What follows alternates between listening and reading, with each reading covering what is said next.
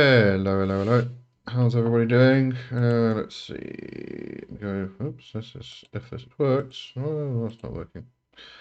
We've got Richard, Azabel, Sobolo, Castle, and Zanka. Thanks for joining. I was wondering if anybody was going to show up today. It's very quiet. I can go over here and check what's going on.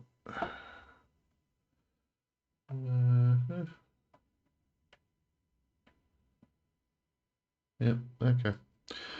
Right. So,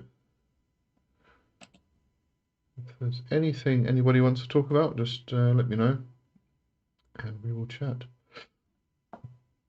Where are we? We're in mid-month at the moment. Oh, almost the end of bloody October. Crikey. Going too quickly.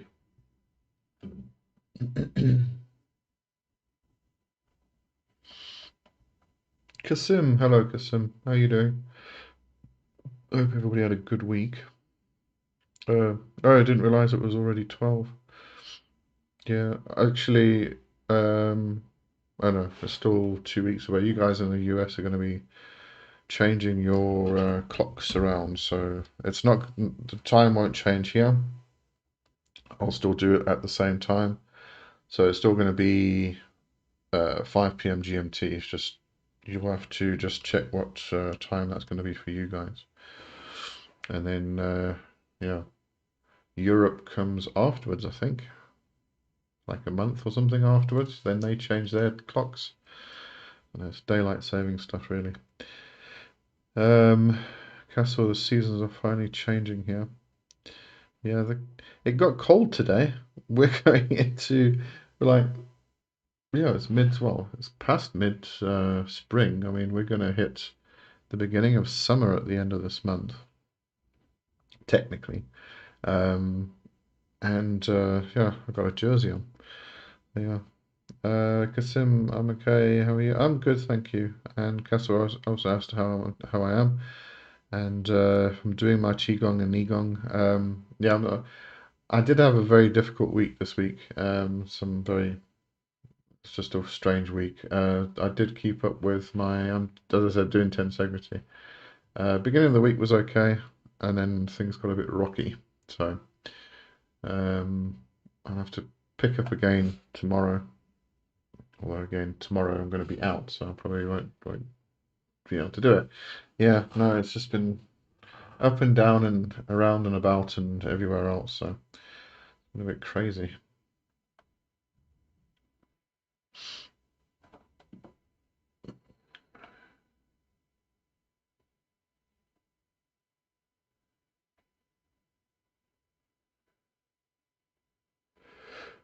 Right, anything anybody wants to talk about? Any topics of interest? I did read a brilliant book. In fact, I want to read a load of her other books. Sarah L. Mastros. I read The Sorcery of Solomon. Brilliant. It goes into the 44 pentacles that are found in the Lesser Key of Solomon. And yeah, no, she explains them incredibly well and how to use them and everything else. And so if you've ever come across the Pentacles and they've interested you, but you've gone through the Mathers version and you've got no freaking idea what the hell is going on, this will help to explain it a lot more. There's actually another one. Let's find out what the other title is that I want to read next. Also about the Pentacles. Uh, let's see, Kasim, time. What is your opinion about time speeding up? Is there anything spiritual to this? The reason I ask is that lately the years really have been going very fast. It's unusual. You'll actually find that it's an old saying, the older you get, the faster time goes, and you actually find it does. I'm not quite sure why, but it does feel that way. You know, time itself is a construct. It's a man-made construct, you know, linear time. Um, working witchcraft, you find that time is really lateral. Well, time doesn't really exist at all. So we can't even say that time's lateral, to be honest, because it's just, everything is happening in the same moment. And even if we use the word moment, that kind of describes time or indicates that we are thinking of time as existing, but it really doesn't. We have obviously have to work in a progression, a linear progression in our everyday life. We've got to do that because that's how we have to function. But when you get into the mystical sense, time doesn't really exist. So time's speeding up and slowing down. When you kind of like, you're having a good time, everything just speeds by. But when you bored or you're really not enjoying yourself, everything just slows down. It doesn't obviously physically slow down. Linear time still is the same, but it feels different. So, we get this sense of speeding up and slowing down. There is a old chaos magic servitor that was created, I think I can't remember now, early 90s or, yeah, no, it was around about mid 90s, I think, called Photamicus, which is actually used to speed up and slow down time. And it works, it definitely works. The one thing you have to be careful there is that if you speed up time for something, at some stage, time's got to slow down, just to balance things out a bit. So if you squash something, you've got to later expand. If you expand time, you've got to then contract it at some stage. So, just to create that balance and equilibrium. But yeah, it's an interesting topic. Time's quite a fascinating thing. As above, so below, Peter Carroll lost me in Liber Nox from Liber Null, so confused by it. Lost in what way, though? I'm not sure. Dragon, hello Dragon, how you doing? I just want to find out the Pentacles book I was going to read.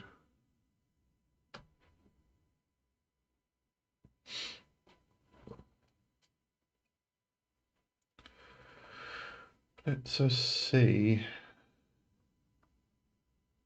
Oh. I am not even sure I have it in my Everand anymore. Okay, I can't even remember what the title was now. I'll have to go looking for it. Oh wait, maybe it was here. It's available soon. Yes, here we go. Solomonic Pentacles by Emrys Abner. That's the one. Yeah, there's a lot in this list that shouldn't be here. I don't know why they're here. Anyway, right. As above, so below's comment about Liber Nox versus Liber Null. Not sure what you got lost with. Can't remember Liber Nox. I'm just going to see if I can get it and skim through it and see if I can refresh my memory quickly. Just in the way he has explained things up until this point, the book has been great. Oh well, shall persist.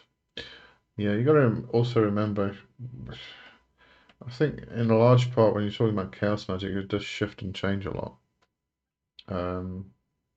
One of those things that tend to get a little bit difficult to pin down, properly. Let me just... Come on, computer, let's go. Cool.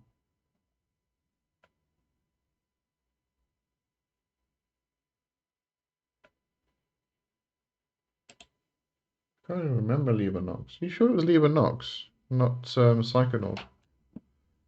Because Liber Null and Psychonaut are kind of...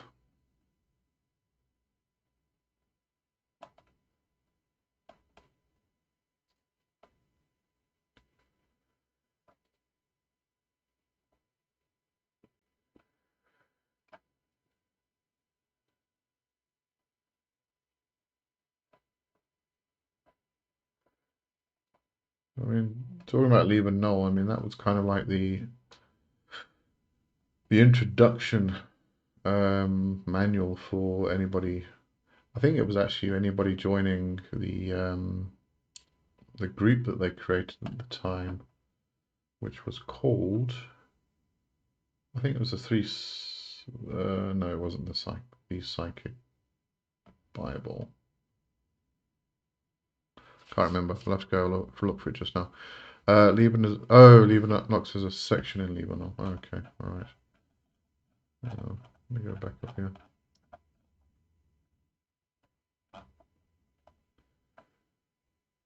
Oh, right. This is the section that talks about sorcery, the double, transmogrification, ecstasy. Okay. Yeah, that gets a bit more into practice, ritual practice, as compared to, foundational practice.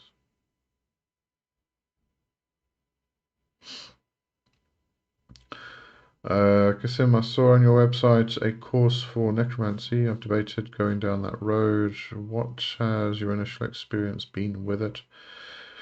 Hello, Jono. Thanks for joining. My personal avenue, if we could say, of necromancy largely revolves around passing the dead over, so acting as a psychopomp, and ancestral work mostly, doing some graveyard work, but the graveyard work isn't like intense. I kind of go there just to say hello to everybody, make sure everybody's happy, and if anybody needs any help, that kind of stuff. So it's really about my own personal involvement with it. It's really about helping the dead in that regard. Oh yeah, I'm coming. The course itself, what you can, I actually made that particular course into a variety of different formats. So if you go to the Witch Academy, you'll find it as a full video course. So it's me on video talking to you, and then there's also text-based, so you also get the text. So you can go and you can, read through it at your own pace as well, make notes, everything else. Then there's an exercise at the end, or exercises at the end of each module. And then there are a variety of guided meditations on audio. And then the text-based version, which is also on Witch Academy. So it's all text instead of video. Um, but also you get the recorded audios of the guided meditations. And then I also put it into a book format. So it's all different prices, obviously. So it depends on what you can afford. So you can buy paperback from my Lulu store, or you can buy the PDF, the electronic version. So all different formats for that one. Richard wants to know how married life is. From Jono, obviously. Bobby Mordka, hello. You've been feeling so weak this morning, so do you feel the same energy drain? I've been having not just this morning, past few days, just heightened anxiety for some reason. I can't pinpoint it. I'm not really sure why. So it's been a bit of a strange 4 days really. John, hi Richard. I'm in the doghouse more than I imagined when I was a little girl. I was a little girl. But all in all, it's amazing, and I love her very much. Okay, Andrea, hello Andrea.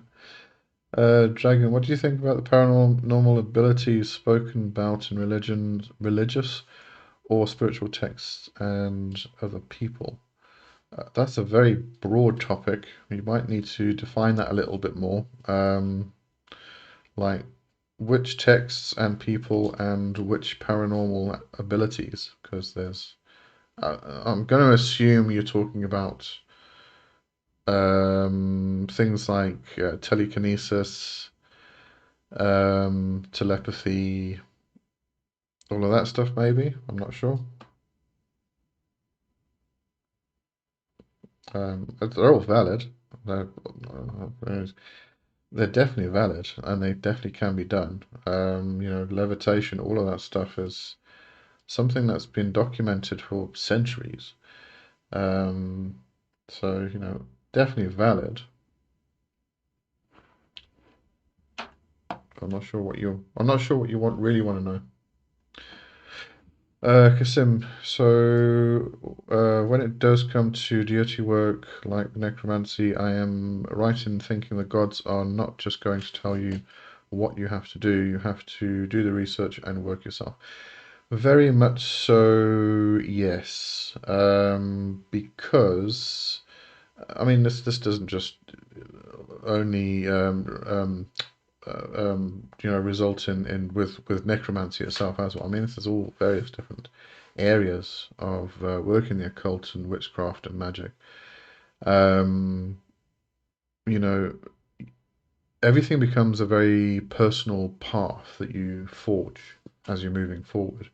So necromancy, for instance, it's going to be how you interact with necromancy. There's a lot of different areas within necromancy, in modern, let's say modern necromancy anyway. So, which areas you fall into are going to be very personal to you. Which gods you use, if you use gods at all. You don't need to use gods. You might just want to stick with the ancestors and not work with any other dead. Because working with the dead who are not ancestors can get very tricky, especially if they are things like hungry ghosts and things like that. But you might want to do proper necromancy, which would be divination via the dead, and therefore you're going to be communicating with the beloved dead, the mighty dead, the shades, all types of different forms. So it's a very broad area. Um, and in that regard, you can work with the gods. You don't have to work with the gods. You can work directly with the spirits. You can work with particular gods and goddesses which are connected with the dead and necromancy itself, to open gates, to guard gates, to help with psychopomp work, all of this stuff. So it's a very big area. But yeah, definitely do the research yourself because that's what you should be doing. And then if you want to incorporate gods, you can ask for their help, you can ask for their opinion, you can ask for their teaching. But even if you do get teaching from the gods or any other spirits, still do your research. It doesn't matter what way you get information from, do your research and make sure that you know what's going on because, especially with necromancy, there's particular areas you can get into with necromancy that you can fall into that are um, tricky, difficult. You don't want to really get stuck without knowing how to get out, type of thing. So you have to do your research. Okay. Andrea Alistair says hello. His phone is not working. Hello, Alistair. Richard, sounds like you are having a great time at Jono. Bobby Mordka, last night at midnight, a caddisfly suddenly fell on my head out of nowhere. Maybe it drained my energy. It happened while I was talking with a shaman. Quite an interesting synchronicity, considering its symbolic meaning on the topic of our conversation. I don't know. It could be. You'd probably know better because you know what the conversation was, what the symbolism is, and I don't even know what a caddisfly is to begin with. Hang on a sec, we've got to go find this now. Caddisfly. Oh, one of those. Okay. Right.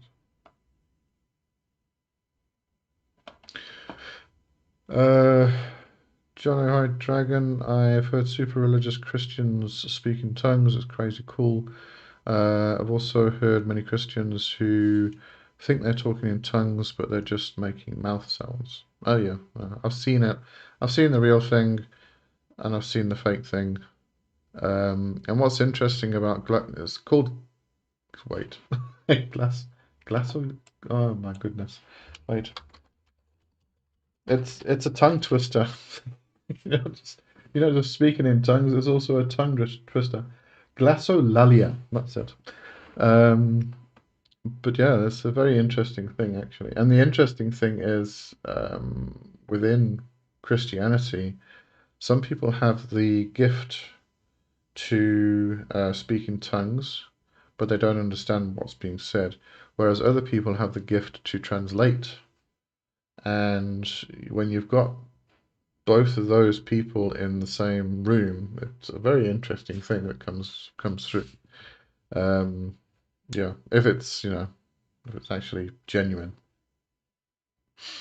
Um, Dragon, yes, there are times when our emotions like anxiety and apathy and depression happen without reason, but such things pass, and when they do, I feel silly for paying them much attention. Why? Um, Hang on, no, that's a different thing. Why do you feel silly and anxiety, apathy, depression? Those are all emotions that are you. They're valid. They should be paid attention to, and definitely don't feel silly about it. They're there for a reason. So pay attention to what your body's doing and what your emotions are doing because there's a reason for it. I mean, fear, for instance, is not something that you should be ashamed of. Fear is a, a lifesaver, you know. To have fear can save your life. It's when you don't have fear that you've got to worry. Um, as above, so below. When making a system, how does one decide to keep it focused on self while still dedicating the overall system to a daimon? Um, I'm not sure. I'm following that question, to be honest with you. How does one decide to keep it focused on self? You would just decide. I can't think of any other alternative. I mean, it's about you. So, you know, am I missing something here? Just let me know. Probably am. Mm. Okay, I'm going to move on then, because this is also an interesting thought, but since we are discussing death, obviously spirits exist. My big question though is why do the vast majority of people report seeing only blackness? Usually, or the usual explanation for that is that um, oh, sorry, no, blackness. You mean when people die? Um, I find the majority of people actually report seeing a light, not a blackness. I saw a blackness. It was just a nothingness that appeared, and then something started coming out of that. But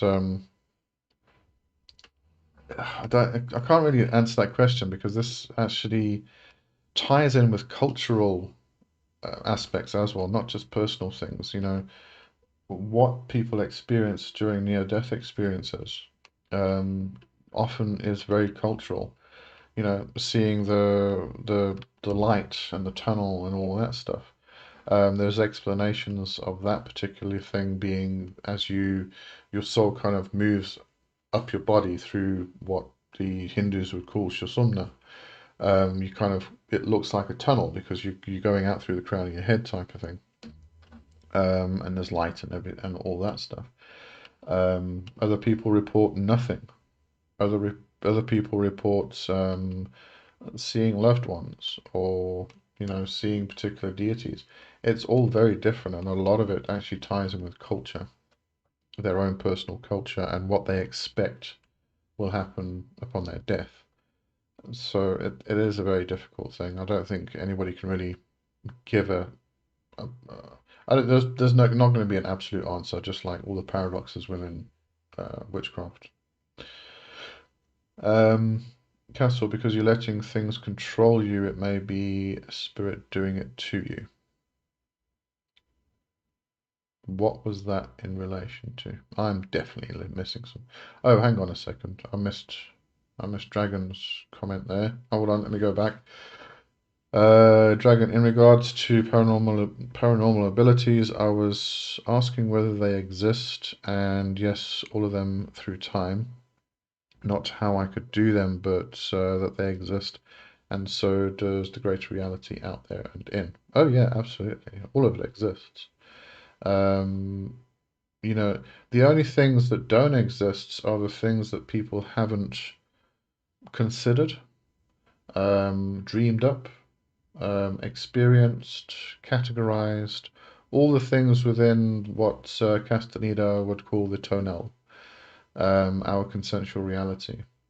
Um, you know, we can even bring this to the idea, do unicorns exist? Yes, they do, because they exist in people's imaginations. And if you take that, they exist in lots and lots of people's imaginations. And then tie that over to the concept of egregores, and you kind of get an idea of what exists and what doesn't exist, type of thing. The only things that don't exist are the things that haven't been thought of. Everything else exists. Um, and then Castle, I'm not quite sure what that was in regards to, because you're letting things control you. It may be a spirit doing it to you. Don't know. Lost that one. Please forgive me if I lose the threads. I just can't follow them all sometimes. Andrea, I was invited by a local church to point out people who are possessed by demons because I'm an intuitive. I decline this invite. I would as well. Yeah. Bradley caddisflies can be seen as guides of transformation.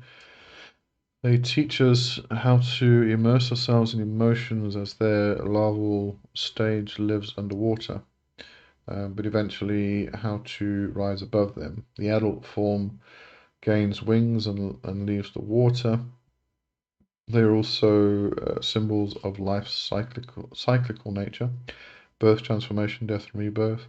Worm landed on me in the very last minute of my birthday. That's Saturday. Oh, cool. Yeah. I think anything that symbolizes transformation and the birth, death, rebirth cycle is an incredibly interesting and powerful symbol. Black Magic Society, hello, thanks for joining. Baby Morka was dying. Oh, was that as Saturday was dying? The moment felt like a threshold, a symbolic passage from one cycle into the next. Yeah, yeah. That's a good thing to have that. Castle, Sorely was answering Dragon's question. What I've noticed is when cleansing houses and banishing spirits, they put their emotions onto you. Why balance is key and not this. Oh, yes, okay, yeah. Quite often, the thing is, if you've got the dead lingering in a house, quite often there's a reason they're there. I tend to want to try and communicate with them and find out why they're stuck there. Um, and it's quite often the reason why they actually put their emotions on you is because they need to communicate and nobody can hear them. And emotions are powerful things. They are feelings, and it's the emotions generate a lot of energy. So it becomes a way for them to communicate, to say, "Hey, I'm here." And when you start feeling their emotions, then you react. Usually, the reaction is not what they were looking for, but they're just trying to communicate. They're just trying to get somebody to actually listen to them. It's incredibly frustrating for the dead most of the time because they're stuck there and nobody can hear them, and it's like they could just carry on going, and then eventually somebody comes along who actually listens, and so yeah. I don't want to get stuck. As above, so below. So I'm making this system, and I want to do it in honor of a spirit, but the system itself is about self-sufficiency and ascension. My question was, would it be more efficient to not dedicate the system? I wouldn't. I wouldn't dedicate the system. I would actually create the system. Go through it all, work it all out. You know, it is very much about you and your own development. It doesn't need to be dedicated to anybody or anything, apart from yourself, because that's what you're really doing it for. So no, I wouldn't bother dedicating it to a spirit. I just actually want to come back to necromancy because we're talking about, you know, the whole involvement of working with the dead and the spirits and working with the various necromantic gods and all of that stuff.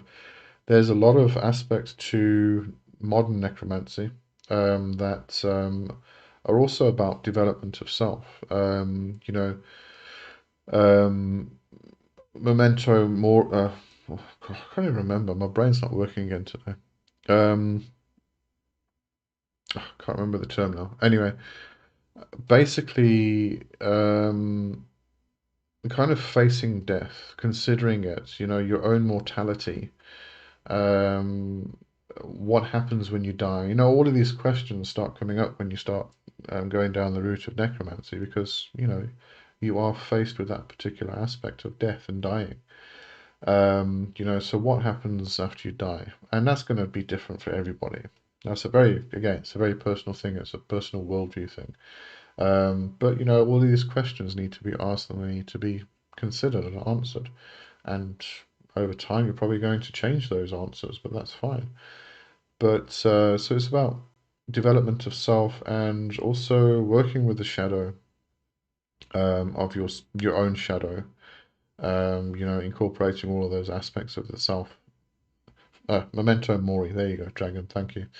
Um, and you know, so there's a hell of a lot involved in necromancy. So it's about self, it's about development of self, it's about facing your own mortality, and being okay with it. You know, finding a good balancing place or equilibrium about your life and your death.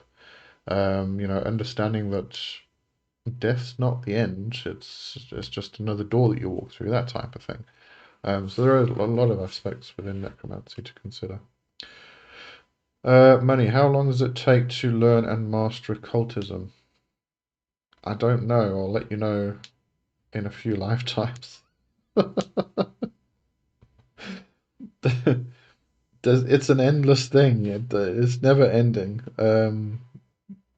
You know, you can focus on one aspect of occultism and learn and master that. That can take a lifetime.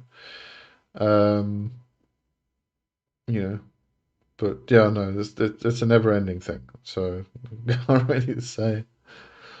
Black Magic Society, no one can gauge that for another person. It's an individual endeavor. Oh yeah, yeah, absolutely. Castle, I find my craft working with the dead very easy and other times hard. Working with Santa Muerte, having to understand necromancy. I'm not a fan of people binding um, them and use the spirits. It goes against everything I was taught. Yes, I would say the same thing. Um, you know, there are some unruly dead that can get out of hand when you're working with that particular aspect of the dead.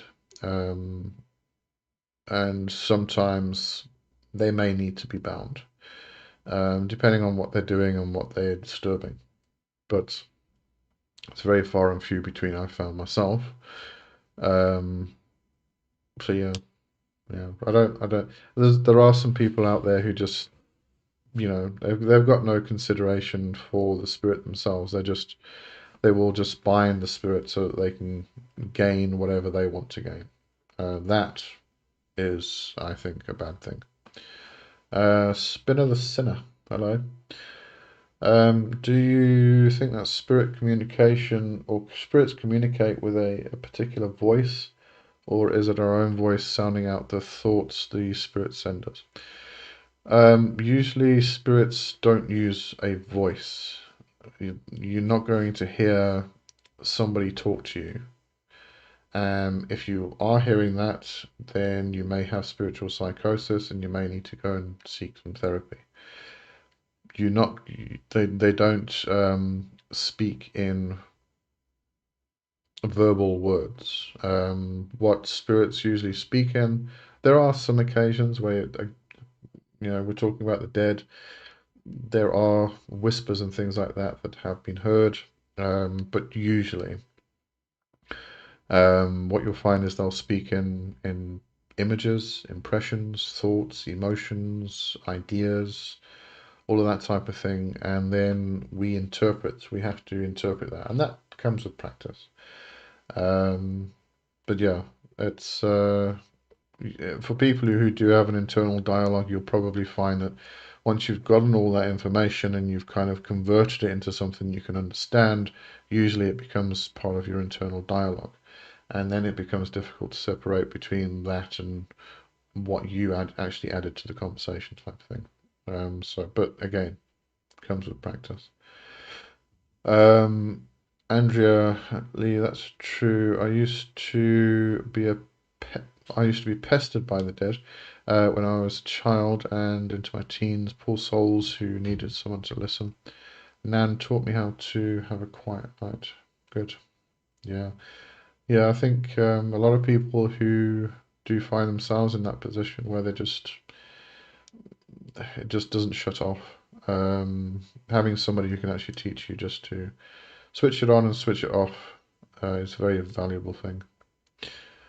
Castor, accepting death after dying 3 times and coming back, you see things differently. You do, and it's interesting because different people have different reactions. Um, for me, I actually ended up with a fear of dying because I didn't want to go back to that nothingness. Um, and it actually affected my progression with doing things like astral projection and stuff because I found I didn't want to give up control. So it's been a battle for me. But at the same time, it's also been, awakening. So I think everybody's experience with that is very different. But yeah. Bavimorka, I'll let you in on a little secret. Siberian and Mongolian shamans and the animist communities around them see us as New Age people because of our occultism, etc. Um, what does that make you feel? That I completely agree with them. Absolutely. You know, the proper or the original, what I would say are the original shamans, because that's where the word itself comes from. The Siberians, that well, Russia, the Tungus area and things like that.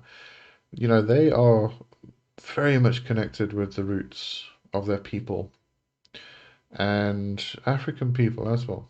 Again, very much, well, a lot of them, not some of them have moved into the 20th century or 21st century, and they've moved away from their spiritual ancestry. Yes, ancestry words. But a lot of them are still very much connected with their roots, and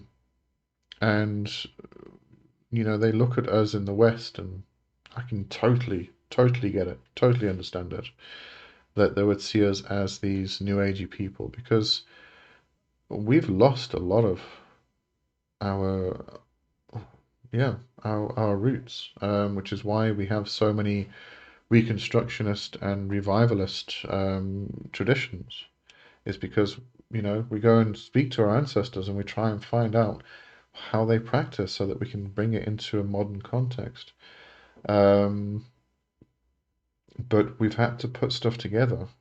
And the problem is that in the West, we had this whole evolution from the late 1800s with Blavatsky, basically developing the New Age movement, which was bringing in a lot of Eastern practices, totally appropriating all of it. But it became such a mixture that we've completely lost our roots. And I think this is what I think we need to actually try and find our roots again. Um, but it's difficult. I mean, a lot of people aren't interested because it's too much work, and that's the biggest thing. A lot of people will just go for the easy stuff, the thing that they can find in a book and go off and practice, but they're not really getting to the real nitty-gritty of the practice itself, just the surface level stuff, because there's only so much you can put in a book, you know. Most of witchcraft is experience.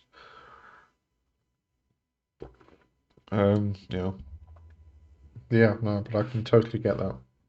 I agree with them completely. Dragon, do you have any advice about what working or spell or ritual should or could be done this time of year? Well, we're coming into the axis of the year, Samhain Beltane, and it's a great time to work with the dead, the ancestors. You know, if I'm assuming you're in the northern hemisphere, you're going to be going to Samhain.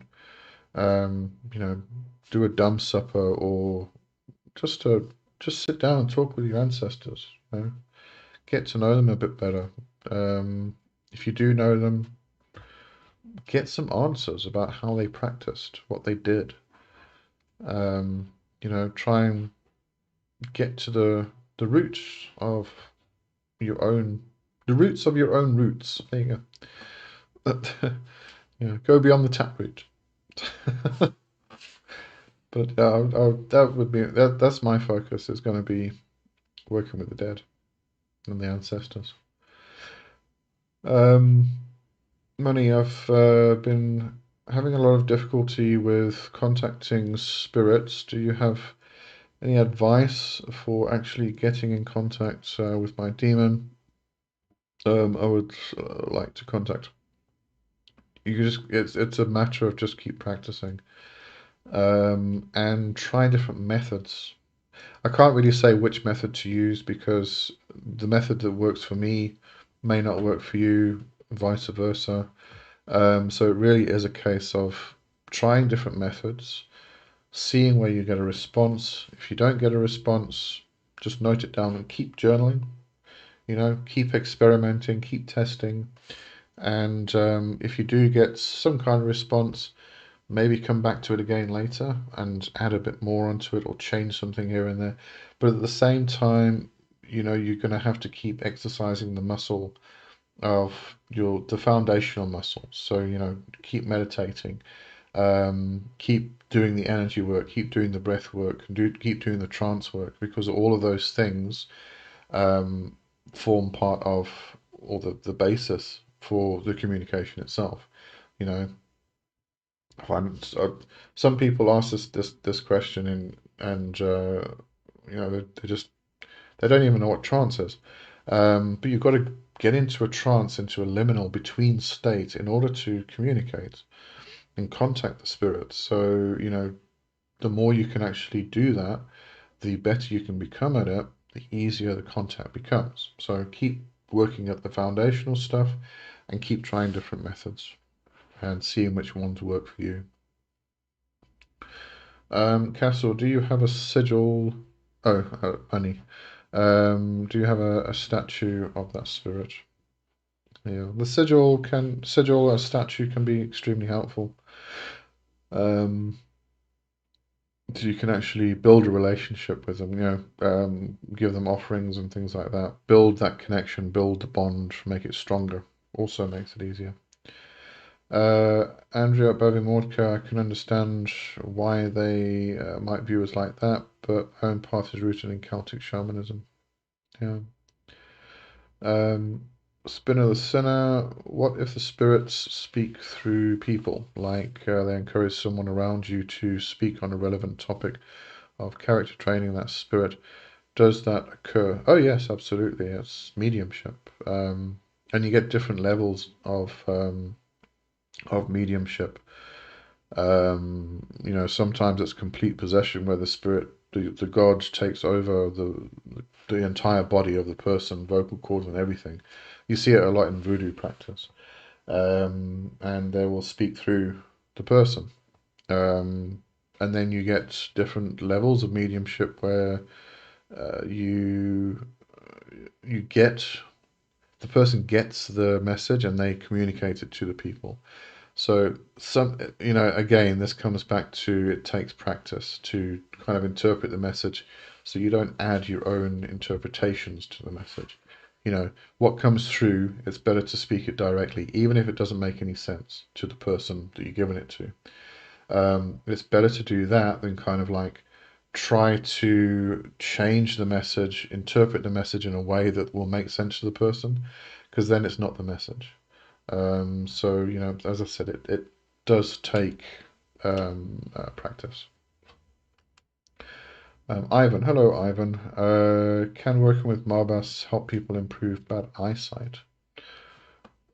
I think you could probably work with Marbas on that because, you know, Marbas is a healer, but I find a very technical healer, and I think eyesight would actually be an area that would be quite good. I haven't thought about eyesight.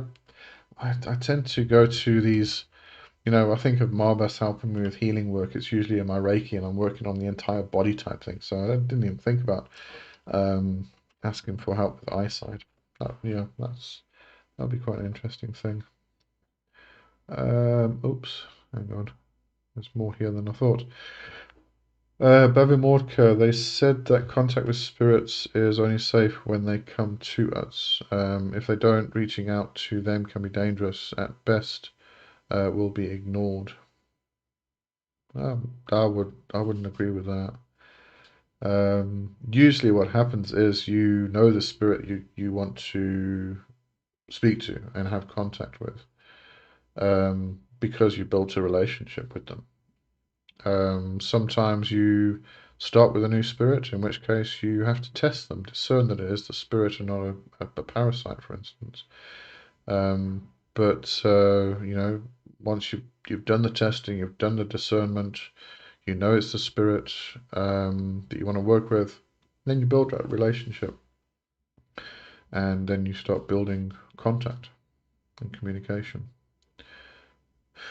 Castle death doesn't bother me. People bother me. Yeah. Letting go of control and humbling myself has opened so many doors, ancestral lands. Yeah. Andrew, I experienced death as unconditional love. Home, it was ecstatic. That's nice. It wasn't my experience. um, um,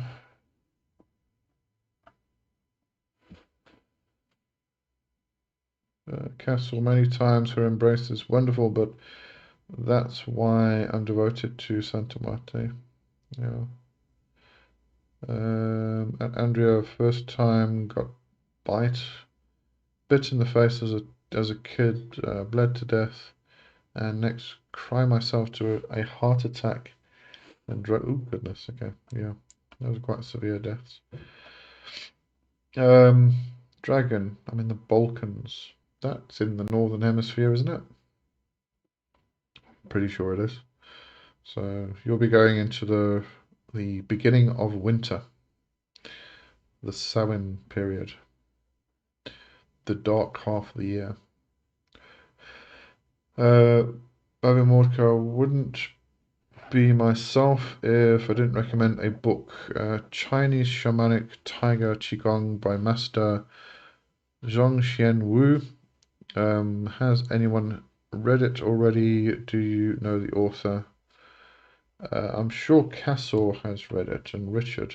Richard would probably be familiar with it. I haven't read it myself. Um,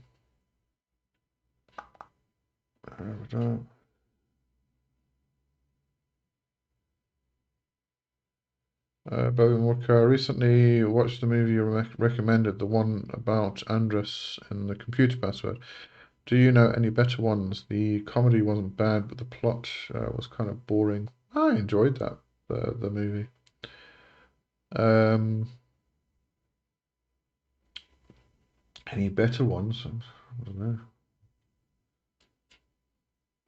Can't really say. I mean, if you found that boring and I didn't find it boring, I don't really know what I can recommend as being better. You know, your taste is different to mine. Mm. Spinner. I mean, the people around me like if invoke a spirit and I hear something they're known to do or a character trait, for instance, a person behind me in the market or a co-worker. I've lost you completely there, sorry. Um,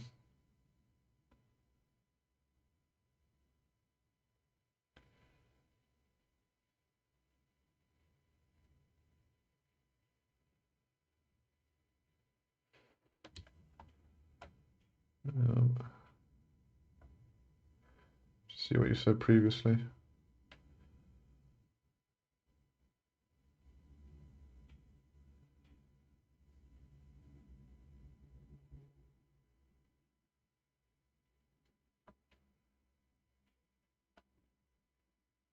No, I'm not following you there, sorry. If you can just explain that a different way or something. If I invoke a spirit and I hear what they're saying through random people's conversations. Okay, if I invoke a spirit, can I hear what they're saying through random people's conversations? Oh, I think I'm starting to follow you now. No, I wouldn't rely on that. You're basically saying that if you invoke a spirit or you communicate with a spirit, would you be able to get the spirit's communication through what random people are saying? Is that what you're saying? What you're asking? I wouldn't rely on that because that's going to be very difficult to put together. Um, there are occasions where a random person can just come up to you and say something, which is actually the spirit talking to you, and they're kind of like, you know, can't figure out why they came up to you in the first place. You know, that kind of thing can happen. But you know, conversations is going to be a bit of a difficult thing. You know, because conversation is a very big thing. I mean, a long communication. You know, it might just be a couple words here or there. Um, but if the people are just saying things and you're trying to put these things together in a random way, that's going to be very, very tricky and not very reliable. I'm not sure if I answered that or not. Castle said, I would suggest Dragon Tiger Qigong by Bruce Francis. Bobby Mordkin. Spinner, yes. Okay. Ivan, what would be the best spirit or demon that can help me to target a specific person to fall in love with me?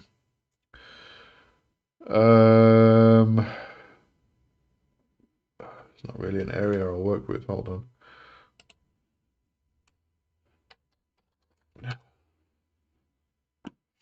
I know there is one or two. Just can't remember which ones.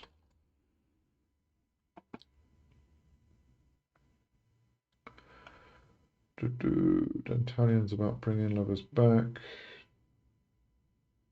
Decarabia. Memory. Rome. Let's see.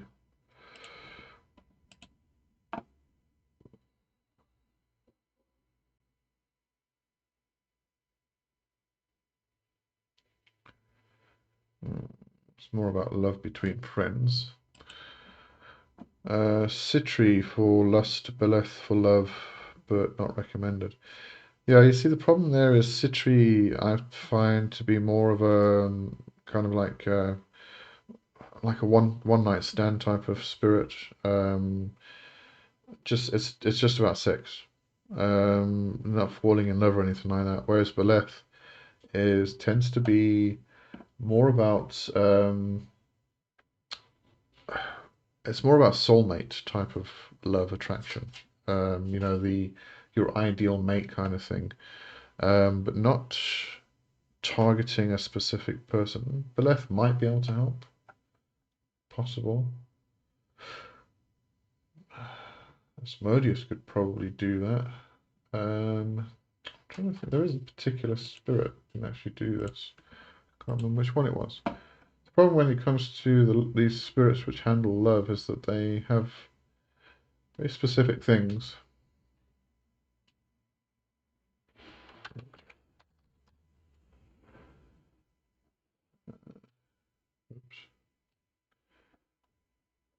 Jono said, "Don't do love magic. It will explode in your face. Rather do magic to make yourself attractive to that person." I agree completely, but you know, it's I guess it's not up to us. I mean, the answer I usually give here is don't target, do targeted love magic because you know what tends to happen is the person falls in love with you, but firstly you don't really know if the person actually does love you or not because you did a spell to change their will. So you know at the end of the day it's a lie, it's false. So you start questioning that. But at the same time, what often happens is the person starts becoming more and more in love with you. And once you get past the in love stage, then you get to the obsessive stage, and then you get to the possessive stage, and then you find that you have a new app on your phone which is following your every single move. And if anybody talks to you, they want to know why that person is talking to you. It becomes incredibly possessive and obsessive to the point where it becomes dangerous. Um, that's usually why I don't recommend doing targeted love spells myself. Trying to...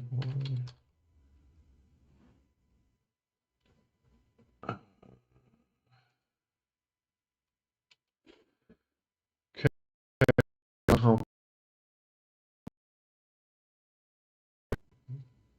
it's about procuring love. I'm just trying to find this spirit because it's driving me nuts now.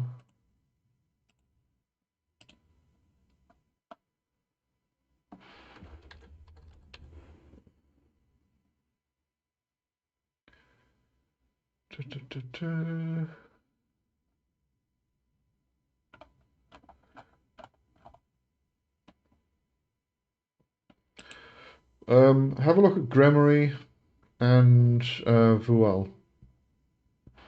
You probably find that those are two that will probably help. You know, this one's love between friends and foes. That's not really what you'd be looking for.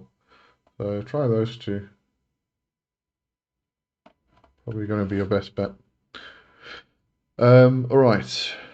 Bavin Vodka. I keep wondering why everyone who works with La Santa Muerte talks about positive effects, while in my tarot readings or astrological charts, I keep getting the message that this energy could break me. Well, maybe it would break you. You know, a lot of people have positive results. Not everybody has positive results with a particular spirit. It might be that your energy may not mix well with Santa Muerte. So, you know, don't work with her. It's really as simple as that. Just because other people have a positive result doesn't mean everybody's going to get a positive result. You know? Castle could be you at Bavimorka. I've always had a good experience with her. Not just using her and throwing her away will not work. She will bring change into your life. She will take everything from you if something. Get to that just now. But yeah, I mean, this is working with any spirit. Just because some people have a positive experience doesn't mean that everybody's going to have the same. Even if two people have both have a positive experience. Doesn't mean they're going to have the same experience either. Hang on, let me just do Castle's reply again. She will bring change into your life. She will take everything from you. If also, it also depends on what aspect of her you work with. Yeah, but if you are getting the message that you should not be working with her, then don't work with her. Simple as that, really.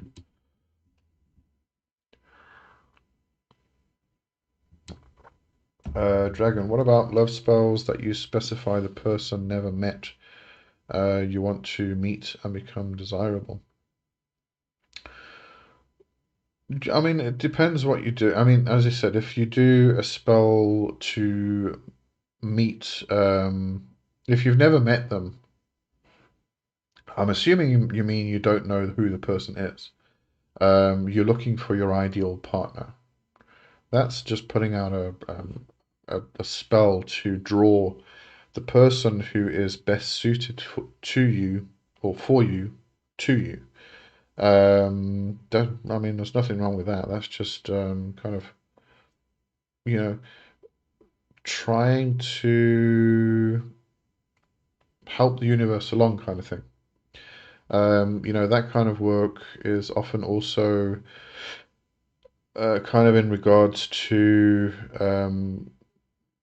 recognizing that person when they actually do come along, because a lot of people they've got blinders on, and they don't actually see that person when they come along, and they pass by, and that's it, So quite often that kind of love spell is to make sure that you actually recognize the person when they pop up in your life. Um, you know, put all the markers out there. Light yourself up like a beacon so that the person can actually knows where you are, so they can be drawn to you, like a moth to a flame kind of thing. It's a bit dramatic, but yeah, same type of thing. Castle, my friend that works with her has a different experience than me. I find her like Kali, but the white aspect is for healing and starters, but most people jump to the black aspect of her and get into deep. Yeah.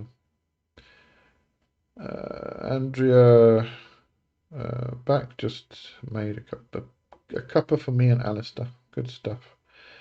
Masonic Traveller. Hello, hello. What other witchcraft books should I look into other than Black Toad, A Devil's Dozen, and Azoetia? What else do you recommend? I would recommend authors. Robin Artisson, Nigel Pennick, Nigel Jackson. Um, who else we got? Because you're obviously aiming for the traditional witchcraft stuff. Ian Chambers, Roger J. Horne. I hope you're noting all these down. If you need me to repeat them, just let me know. But they're all great authors. Peter Paddon. How could I forget Peter Paddon? Where's my witchcraft folder?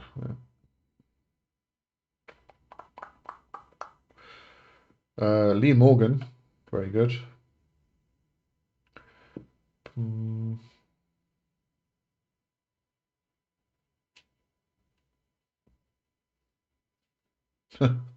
Andrea P.W. Johnson is also a great author. Yeah, but this is specifically traditional witchcraft stuff.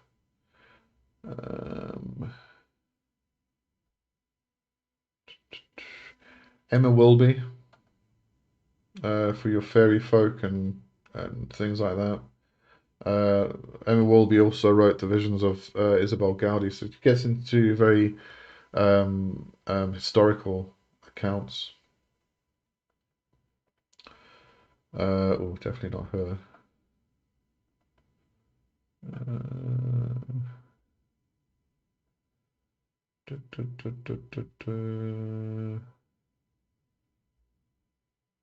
Yeah, I think that's about it. There's obviously going to be more, I just can't think of them now. Just going through my... Oh, Michael Howard might be a good choice. He does go a bit beyond the traditional witchcraft realm sometimes. Nigel Pennick, Nigel Jackson, Nigel G. Pearson. There's three Nigels. So there's Nigel G. Pearson, there's Nigel Jackson, and there's Nigel Pennick.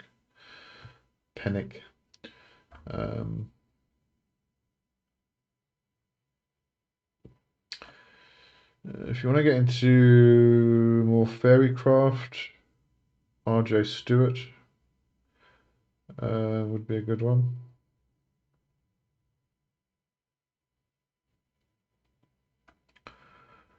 Yeah, I think I'll leave you with that.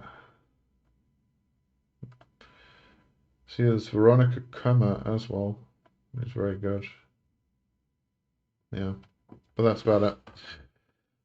Right, where am I now? Blum blum. Bobby Mordka. I feel that way about Hecate. I've met her a few times. I know she's amazing, but Hecate and I both know I'm not ready to work with her yet. I might never be. That's fine. Nothing wrong with that. I think, there are certain spirits, gods and goddesses that a lot of people work with, and I think a lot of other people feel like they should be working with them because they're so popular. Everybody's working with Hecate. Everybody's working with Santa Muerte, and and therefore they feel like they're missing out. It's FOMO, but they feel like they're missing out, and it should be part of their practice because everybody else is doing it. No, doesn't mean it. I mean, this is like working with the spirits of the Goetia. A lot of people kind of ask me if what I think of Paimon because everybody works with Paimon. I've never worked with Paimon. I've never called Paimon at all. Never had reason to, and a lot of people are very confused by that.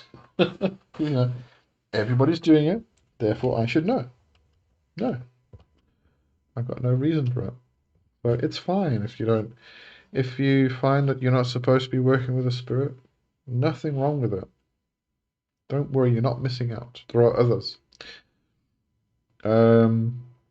Masonic, I've always been interested in a magus figure in a Victorian outfit. I figured it was something I thought I watched in my childhood, but turns out the old one, or the devil, is described as this. Oh yeah, the devil comes in so many different forms. But the magus in a Victorian outfit is probably kind of a Victorian era depiction.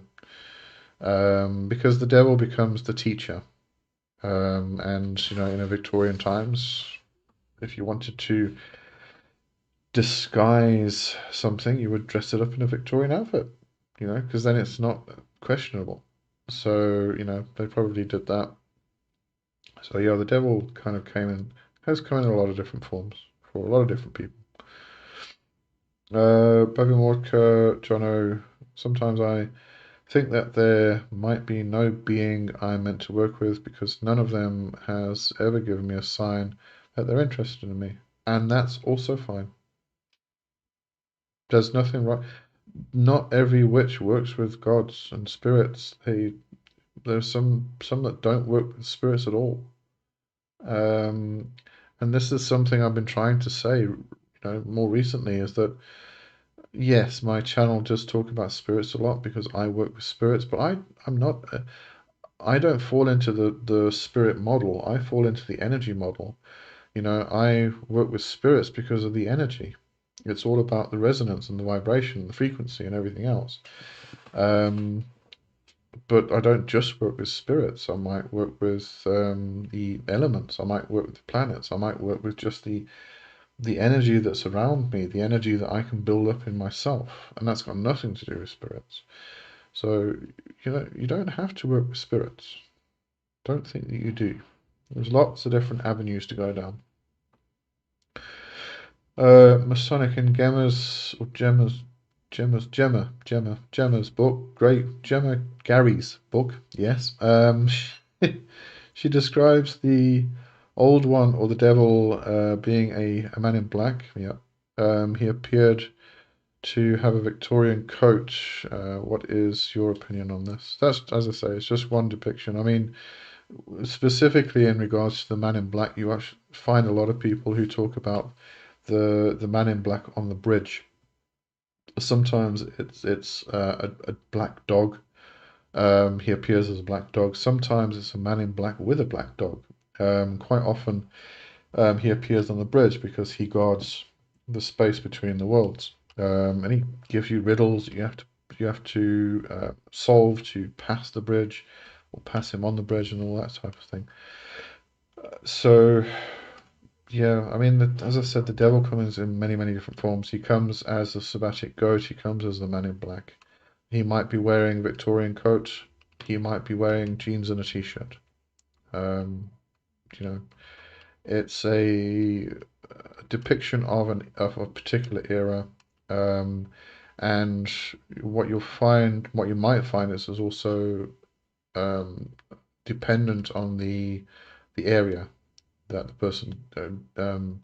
Gemma Gary speaks very much about the Cornish craft and things like that, the cunning folk. So it's often her stuff is very specific to a particular area of England, which is Cornwall. So it might be that the devil appeared to a group of people during Victorian times or just after Victorian times, and he was wearing a Victorian coat because that's the way he came across. And then that kind of formed into a local legend and got carried on through generations. So it's probably a local thing that she's talking about there. Andrea Manan is more than enough for me, although Boone is cute. Bavimortka, Bugs Bunny, why not? You know that you get into chaos magic. If you go into chaos magic, you're going to be working with energy. You're going to be working with the sea of potentiality, which is all things and everything and nothing at the same time. But you can also get into working with archetypes. Harry Potter, Star Trek, Star Wars, all of these series that have archetypes that make up the various different aspects of what we work with in terms of the gods and the goddesses. Bugs Bunny can totally be one that you can work with. Represents a particular archetype. You say there, "What's up, Doc?" Work with the Doc and Bugs Bunny at the same time. They're two different archetypes, and you can connect with those two different archetypes to get different results. This is magic. It's I think we need to think a bit further out the box. Um, it's such a huge, massive, immense cosmos that we live in, and we think that we only have these particular things we can work with. There's shitloads we can work with. It's crazy. It really is absolutely crazy. Um, Castle, have you tried the elements? Exactly. Are you balanced? You can work with just the elements. And when you work with the elements, you then start to connect with the elemental kings, whatever form they come in, whether they come in the archangels, the demons that are worked with in modern demonology, whether they are, from the Golden Dawn era, which would then be Peralda, Jin, Nixa, and Gob, or whether it's even before that. There are entities you can work with the sylphs and the salamanders and the undines and the gnomes from the different elemental aspects. So, but you can see these entities as being spirits, or you can see them as being energies that flow through the land, that flow through the air, that flow through the fires, the volcanoes, their powers and energies that flow through these things. Um, and those energies then become personified, so we can interact with them on a particular level. But at the end of the day, for me at least, they're energies. They're all just energies. Um, where am I? Andrea Boone is a bit naughty, as in frisky. I actually haven't found her to be naughty. Castle, I need to go to the crossroad again at Halloween. Yeah, I think I need to do some crossroad work. I haven't done it in a long time. Bevanwoodcan dominated by the air element. The others are present only in trace amounts, according to my birth chart. I wouldn't even go there. I think what you need to do, the problem there is that you get told that you have a predominance of a particular element, and therefore you feel like you are naturally unbalanced. Don't let that determine how you move forward. Um, balance the energies in yourself. Whatever format, whatever tradition that may look like, just balance the elements within yourself. And that's going to change as you go through life and you experience different things. You're going to have moments where you might feel more fiery. You're going to have moments where you may be feeling a bit very sluggish and like sunk or sinking. So you may find that you just got too much earth energy at that time. So then you balance it out with another energy, but you keep doing this. You keep going. You're going to go through all these different moments and throughout your life. They're going to change all the time. It doesn't mean that you're going to be dominated by air through your entire life, because we are made up of all four elements, five if you include spirit. And there's no predominance of it. We are balanced beings, and we just tend to go through different experiences which kind of create these imbalances, because we shift and we move and we flow and everything else. So we keep working on balancing. Masonic, what witchcraft tradition do you recommend? I don't recommend any particular one, because we are individual beings that have to experience our own path, have to create our own personal worldviews. So I wouldn't recommend any one particular tradition at all, and it would be impossible to recommend a tradition, because they all overlap so much. I'm not a person who is interested in Wicca, but maybe you are. Maybe it's good for you. Maybe the dualism makes more sense to you than it does to me. So I cannot recommend a tradition.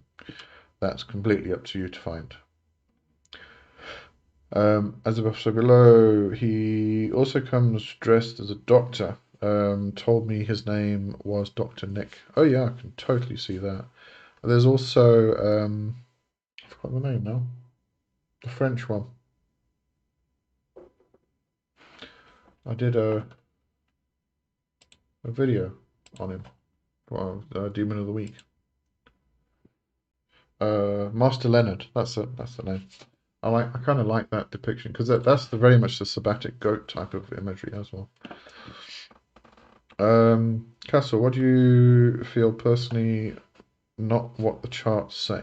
Oh yeah, that's exactly what I think. Or what I was thinking. By even more can I feel it? Libra. Are you a Gemini? Libra. Balance, a lovely sign. Chaos magic is fun. Asking for Pan Loki, Tezcatlipoca. A good time. Okay. Just make sure you don't bring too many together that don't like each other. Castle, the Element King's story in the Shining Path Guided Meditation is wonderful. Teaches you about the elemental and how they create you. Cool.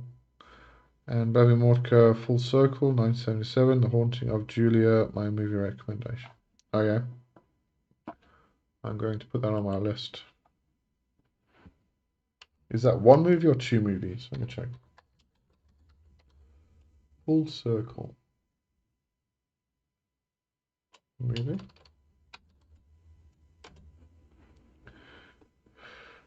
Masonic, which tradition do you focus on? I don't. This is why I say, I mean, I can't even tell you which tradition I follow because uh, it's just a mixture of so many different things. Okay, hang on. Do this. 1977.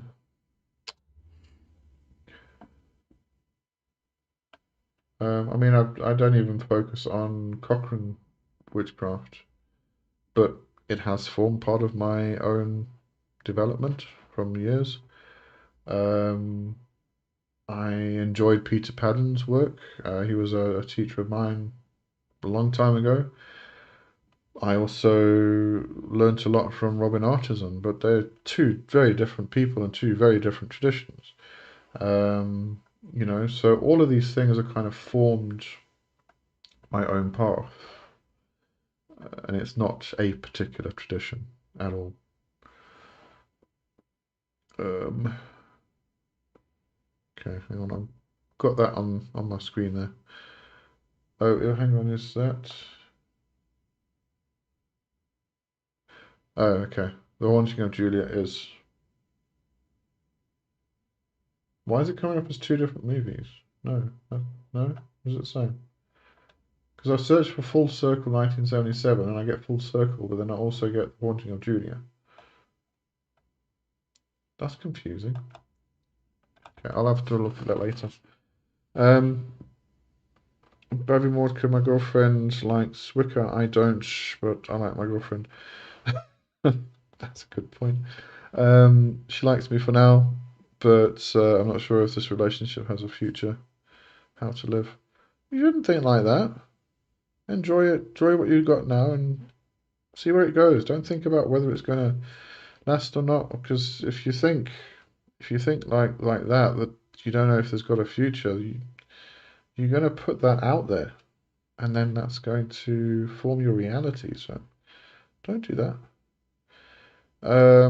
Castle, I'd say Alexandria and Medicine Man Path, that Masonic Traveller, being what I was drawn to. Alexandrian Wicca is a path that Castle is initiated into. Masonic, what types of old craft formed your views?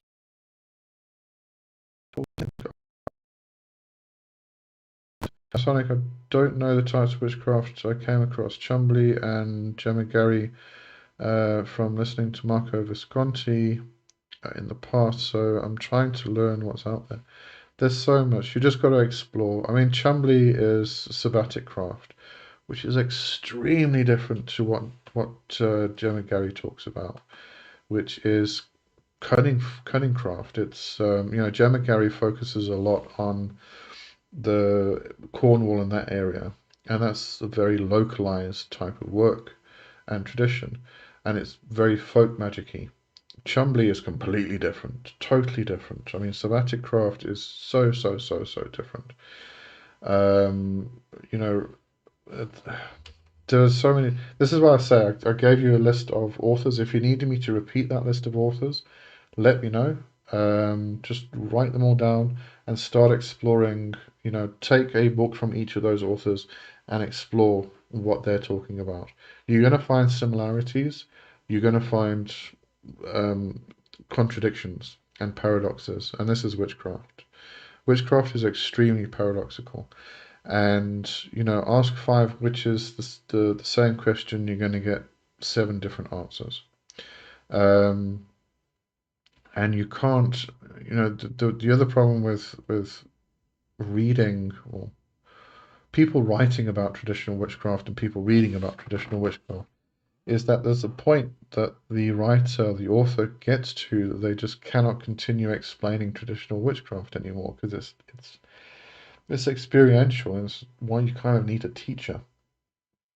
which is what I um, had and didn't have, and it was a bit of a. I didn't really have a. I wouldn't say I had a formal teacher that taught me a particular tradition. Just didn't have that. Um, but it's just every traditional witch practices their own personal path. Um, so to say which tradition of traditional witchcraft do you follow is impossible to answer because even if you get two people in the same coven, following the same tradition, personal practice is going to be very, very different for them. They come together as a group and they practice a particular way because they're working as a group, but individually, they become completely different witches. It's just one of those impossible things. Jono, you guys are lovely, but you're also awful. Thank you so much.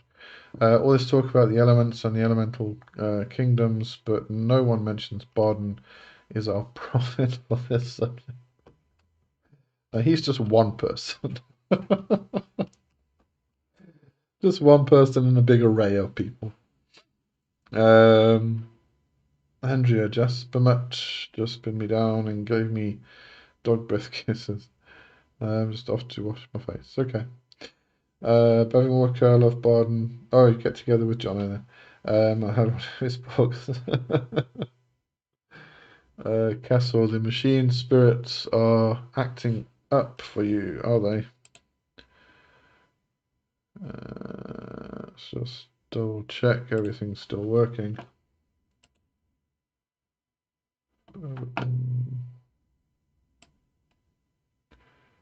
Okay, I think if I was having a problem, I think I'm back. Bevan Walker, who's Sabbatic Craft? Link, please. Andrew Chumbley.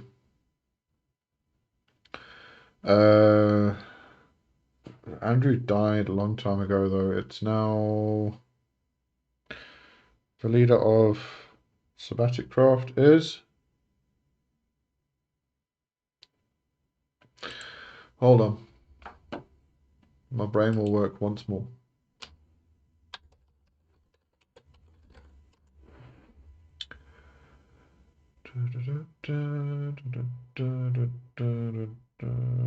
Well, give me the other guy's name.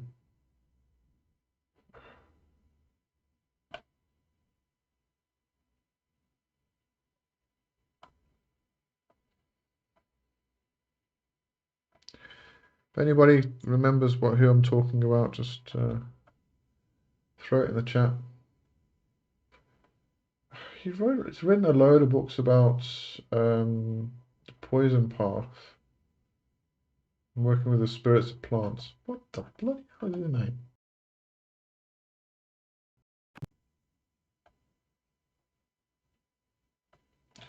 Let me try this. Cultus Sabbati.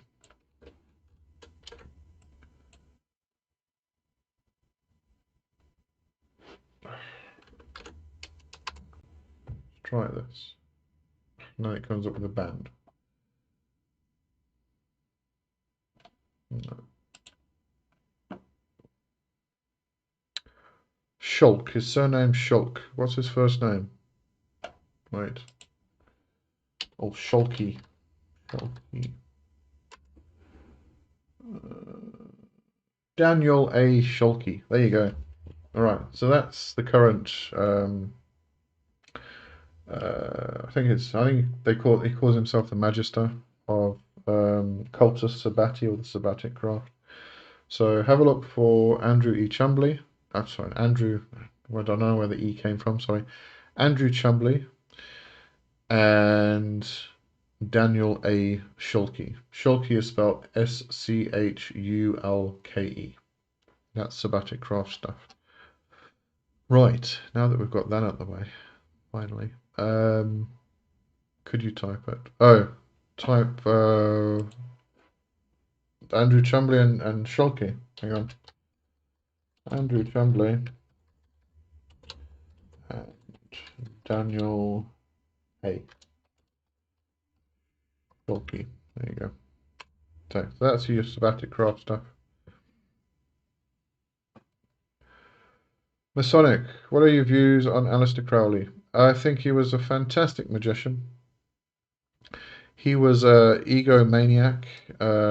He was a total lunatic, eccentric. He was a bastard and an arsehole. Um, he was all things every great magician is. Um, Buffy Mordecai, Crowley created magic for armchair magicians. Too much reading and poetry, too little practice. Yeah, but he practiced. And so did the Thelemites. Um, he was a great magician. He really was. He really made. I think he made a really good a fantastic contribution. He kind of took um, um, uh, bloody can't think today. Blavatsky, and that the whole New Age movement stuff and theosophy and all of that stuff, and that kind of developed into Golden Dawn workings and that. But then he took all of that and he expanded on it and he brought back. He kind of tried to bring paganism and witchcraft back into ceremonial magic. He didn't really achieve it to a really huge extent, but he did attempt it, and I think he was quite successful here and there. At the same time, he explored things which were totally fantastical and crazy and just not even worth mentioning. But that's what magicians do. We go down avenues and rabbit holes and stuff that, we might find out later were a stupid thing to do. But you've got to do it. You've got to explore all these things. So yeah, he was the one of the biggest arseholes that ever lived, but he was one of the greatest magicians that ever lived. So yeah. I think everybody needs to make their mind up about Crowley though, because some people love him, some people hate him. Same with Cochrane, same with Gardner, all of them. They were all the same. Masonic, why would the old one be compared to the Fairy King? Oh, because I'm assuming by old one you're talking about the devil, the Horne god, because the Fairy King is part of that archetype. Not really sure. Castle Oberon and Titania. What you're talking about? My people call fairies the old ones. Did I miss something? I feel like I missed something.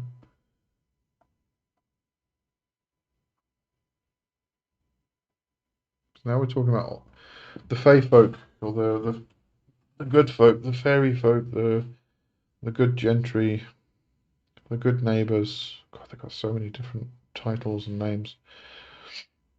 Masonic was in Gemma Gary's Devil's Dozen.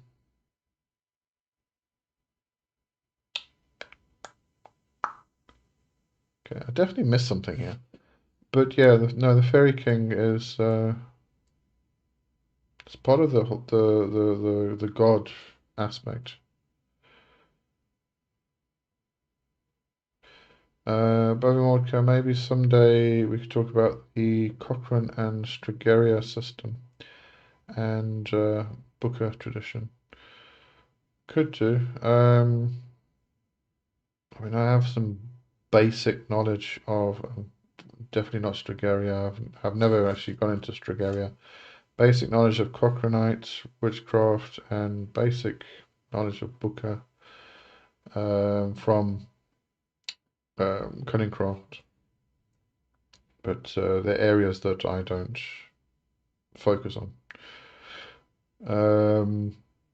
Bobby Mordecai, thanks. Masonic, no, the book recommendations for witchcraft.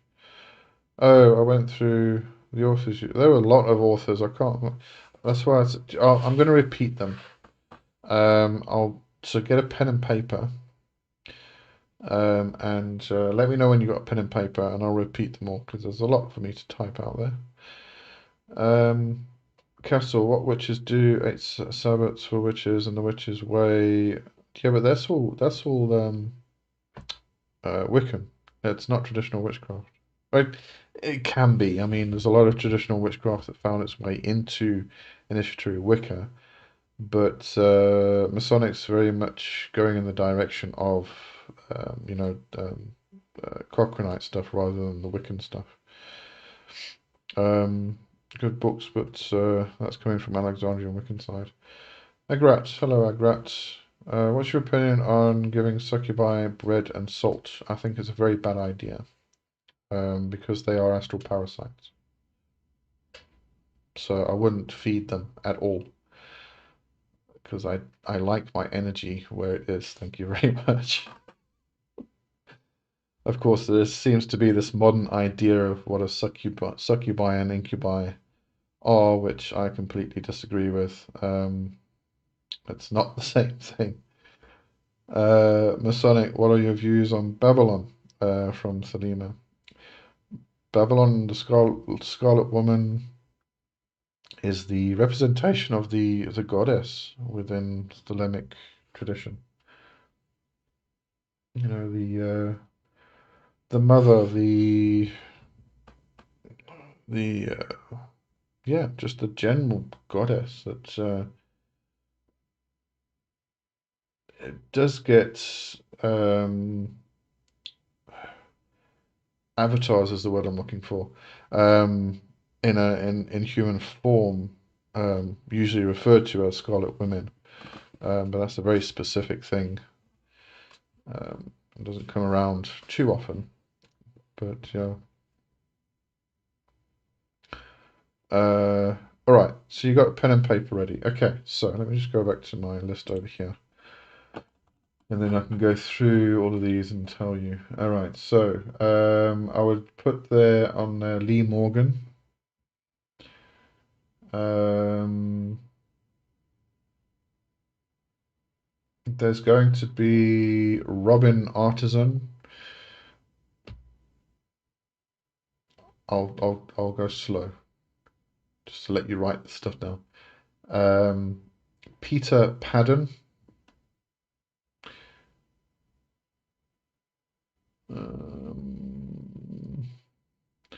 Um, if you want to get into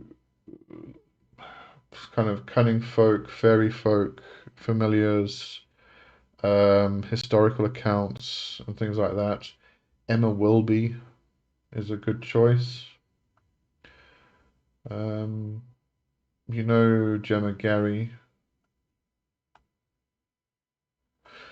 Then I would add the three Nigels. Hang on, let me just make sure there's not somebody. Oh, also add there Michael Howard. He did some pretty good stuff. And then the three Nigels. So there's Nigel G. Pearson. There is Nigel Jackson. And there is Nigel Pennick. Although Nigel Pennick gets a bit more folk magic-y, more broad pagan, rather than Jackson and Pearson. They're very traditional witchcraft. And then I mentioned that one. I mentioned that one. If you want to get into fairy lore, then R.J. Stewart's a good choice, and there's a lot of other more modern authors as well that you'll probably get branched off from there. But R.J. Stewart's, the combination of kind of traditional witchcraft and more fairy lore. Roger J. Horne, good one. I also mentioned Ian Chambers. Roger J. Horne and Ian Chambers are more modern, and they've recently written books and they're still writing books, but they're excellent, brilliant stuff. There's also Veronica Cummer, who wrote some very interesting stuff in regards to traditional witchcraft.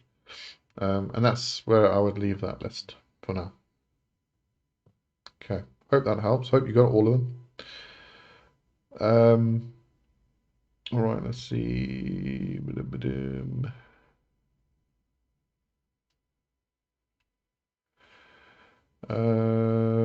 Sonic. Looking for the old craft, not Wicca. You should actually explore Wicca as well, to be honest with you. I'm talking about initiative Wicca, not your modern neo Wicca stuff. So, I would actually say go and explore, um, uh, you know, um, um, Gardner, and also, I can't remember a bloody name now. There is one specific book I'm thinking of. Doreen Valiente. Um, if you actually read The Rebirth of Witchcraft, that's actually a brilliant book to read, because Doreen Valiente kind of or experienced, well, all the different kind of avenues, strains, or traditions that kind of came about, because she knew Gardner personally, she knew Cochrane personally. She was involved in Alexandrian Wiccan, so she knew all these people personally, and the book's actually brilliant because it kind of explores each of the people, and she doesn't kind of like inflate their egos too much. She says that Gardner was a great man, but he was a difficult man. Same with Cochrane. So she loved them, but she kind of recognized their faults and their failings, and she brings all of that across into that book. So it really is a really good book to read. But I would actually get into initiatory Wicca stuff as well as a broader exploration. But that would be Gardner, Valiente. I can't think of freaking names. Laura Cabot, I think. Um, yeah, there's a lot. Thorne Mooney is a very good author as well, and modern. But she's brilliant. She's a scholar. She is a initiated Gardnerian Wiccan, but her stuff is actually very interesting to read, and she's great to listen to. I love listening to her. I think she's fantastic. She is a scholar, but she's kind of like fun at the same time. All right. Where am I? Old craft. Uh, what I said, traveller, take my mind to what I say. No, it's Castle. No, it's valid books actually. To tell you the truth. Um, Bogomore, Christopher Pengzak, never Penzak. Yes, he's okay. He's good, very good. That's is more Wicca and more neo Wicca actually, but he is very good. He is one of the kind of older authors that kind of people. I mean, him and someone like Starhawk, for instance, are great to read. They are Wiccan, and I would say a bit more into the neo Wicca stuff. Even like Ray Buckland, who was initiated Gardnerian Wiccan, but he then went off and created his own Sue Wicca. Uh, so he changed things, altered things slightly, but it started. That's when things started getting into like the neo Wicca stuff, um, and then it just got taken out of proportion and became quite fluffy actually, which is a bit of a sad affair. Bowman Walker, please write down the names you mentioned in the chat because I'm Polish and I can't always. There's a lot. I'll see if I can do it just now. Um, Lee, hello, Kerry. How you doing? Is Beelzebub a solar king? I wouldn't consider him to be a solar king myself. I can't. I don't see that. Doesn't feel solar to me. No, I wouldn't say that. No. Kasim, what is your opinion on deities and sex magic? Is it true deities do request sexual offerings, or is this something else entirely? Yes, they do. You know, we find that some of them like blood, some of them like wine, some of them like coffee, some of them like hot chocolate, some of them like sexual fluids and sexual energy. Not all of them, but some of them do. And that's really what's happening as you are offering the energy to the deity. So yeah, deities and sex magic is a real thing. Deities raping people is also a real thing. So you know, don't think that they don't do that either. Agrat, is Ashmedai as sadistic as some people say? No. As long as we are considering. Oh, wait, Ashmedai. Odious Ashmedai.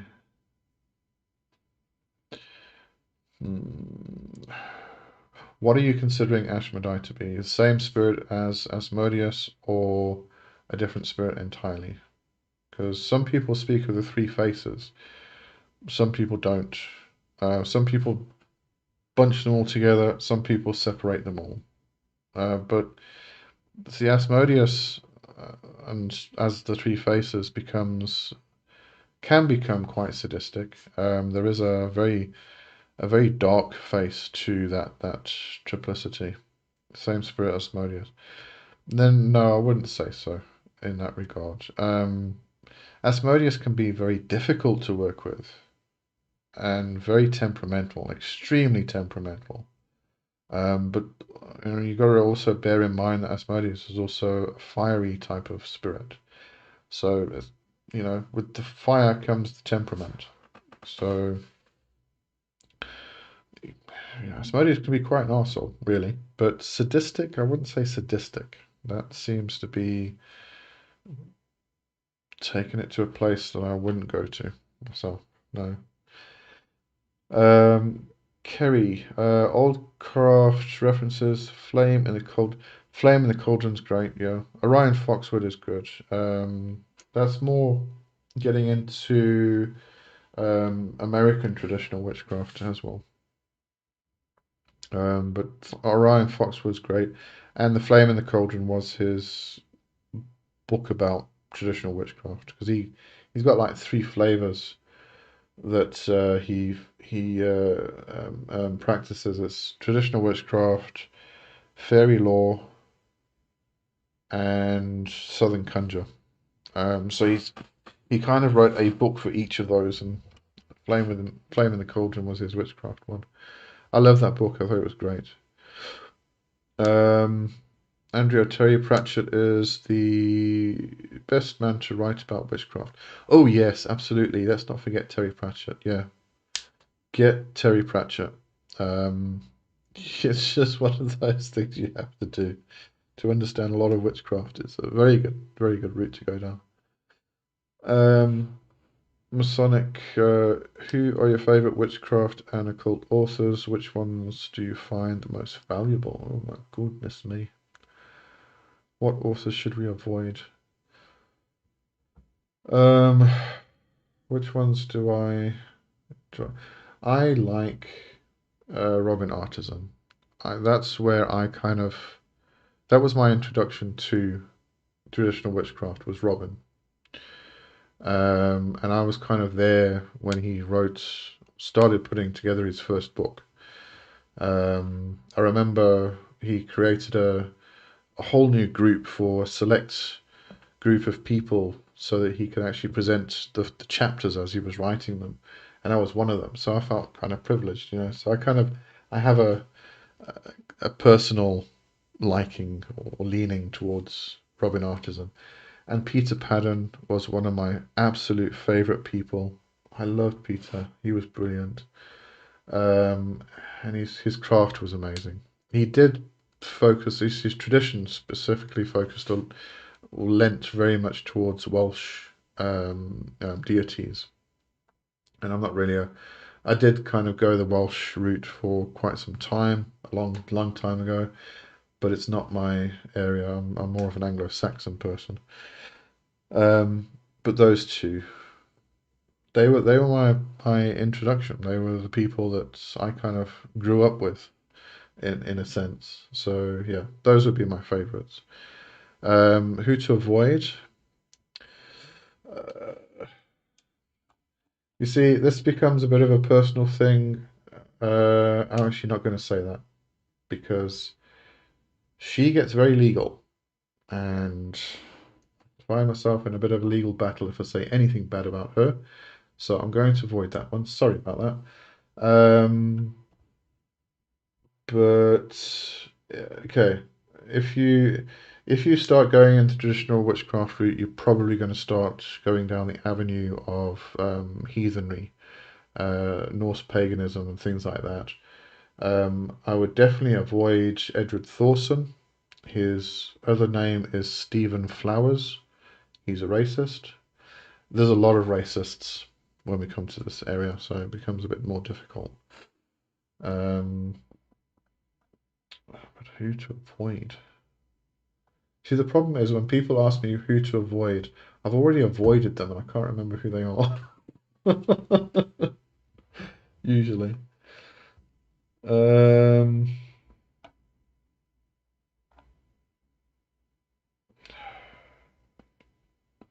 oh, another good author would be Marion Green. I don't know why I didn't think of Marion Green. That Marion Green is a bit more in your neo-pagan type of area, but she was my introduction to witchcraft in general. I mean, she was the first book I picked up. A Witch Alone was just the first witchcraft book I ever read, and that was my introduction to witchcraft. So I would say Marion Green as well. Add that to the list. Um, yeah, I can't think of who to avoid now. Oh, this is also going into the heathen type aspect. What the fuck was the name again? Hang on, let me just do a search for a book that I think I know the title of.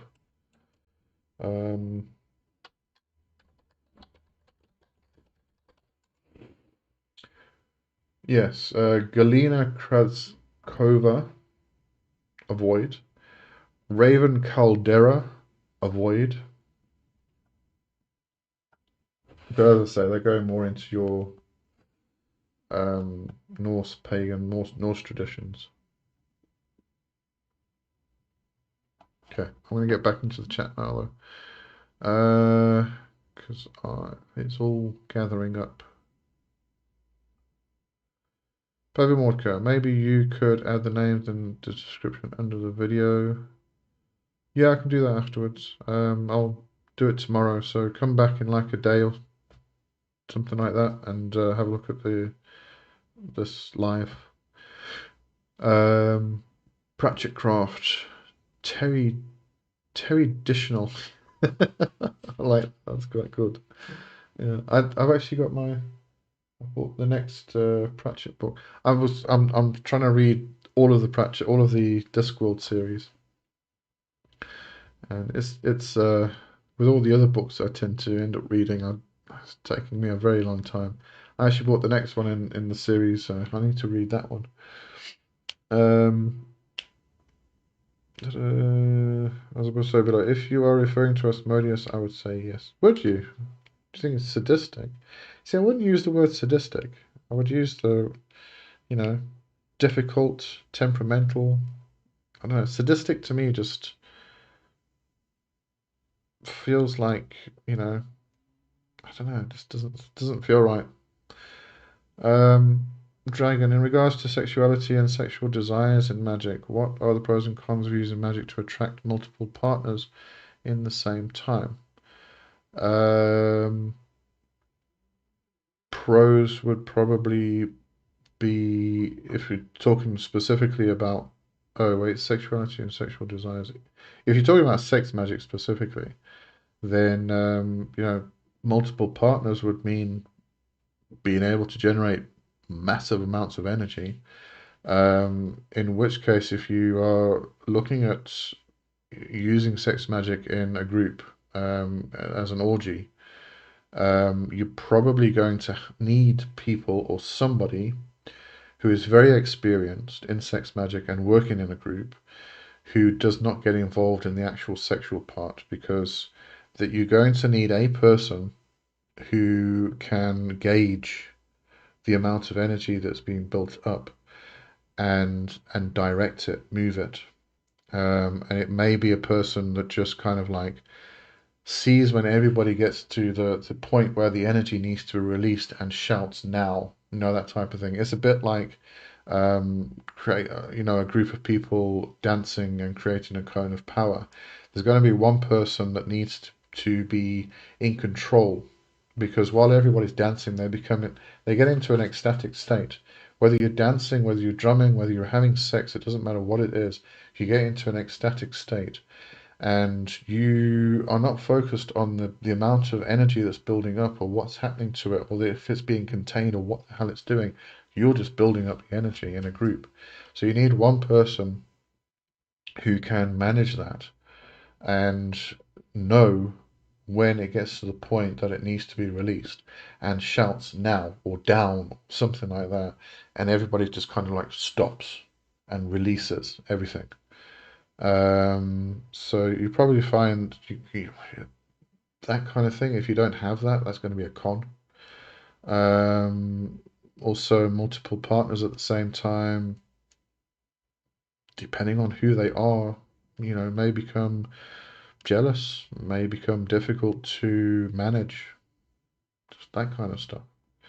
So it depends on who you actually meet, really. Um, I always hear about people having bad experiences with Asmodeus and Belial. Belial's more prevalent though. It's probably in terms of both of them are very, Asmodeus is very temperamental. Belial is a taskmaster. They don't pussyfoot around. They get to the point, and they push. They're not the kind of spirit that will go, it's okay, um, you know, we'll have a look again tomorrow. They will kind of say, if you can't fucking do it, then get the fuck out the kitchen. That's the kind of spirit they are. And we need those kind of spirits in certain circumstances. So, it's probably why people are using terms or words like sadistic, things like that. They are straightforward. They are blatant. They are just difficult to work with most of the time. As above, so below. Avoid anything by Michael Ford. Yeah, but that's really not traditional witchcraft at all.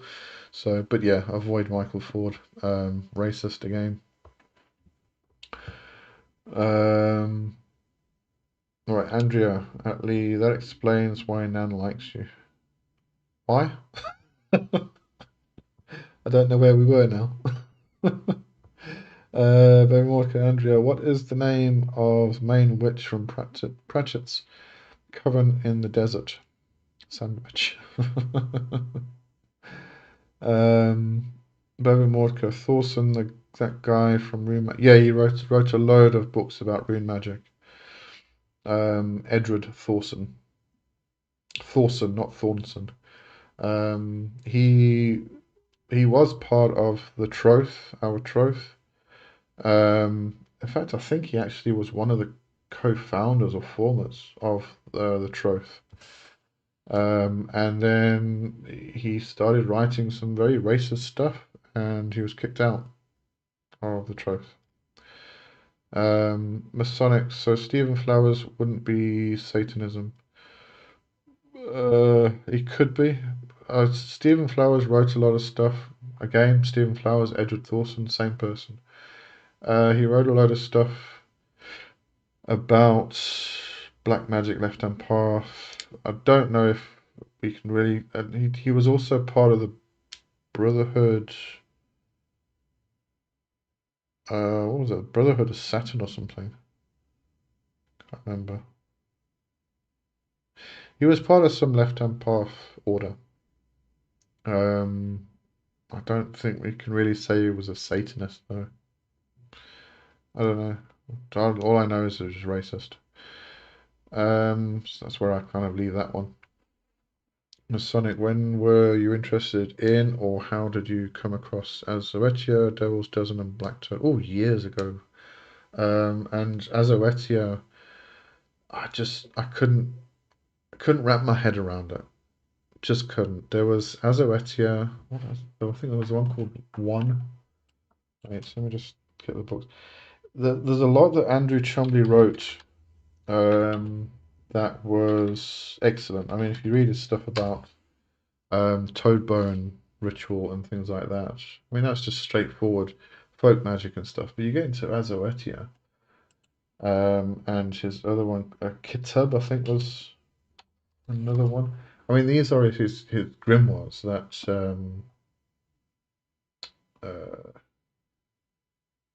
where's the others? I've only given me 4 books by Andrew Chumley. There were more. But those were his grimoires that the members of Cultus Sabati would actually work from. And they were just so over my head. It was crazy.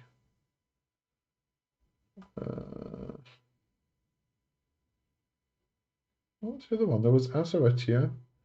There was Katub. Let me try here. There was one, I think it was called One or something. But that is not Andrew Chumley. There we go. Come on.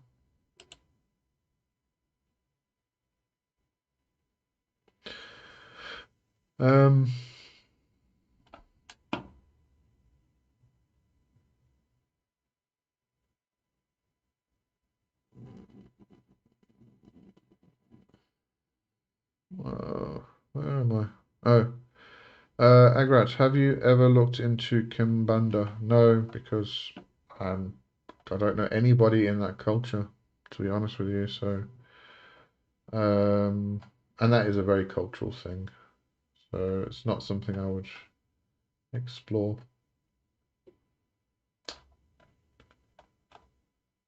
I mean, obviously, I've looked into it from a interest perspective, but not to any degree.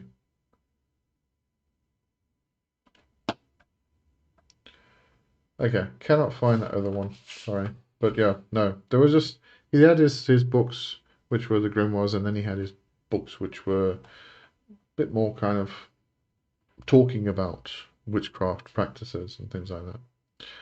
And they're excellent. They really were.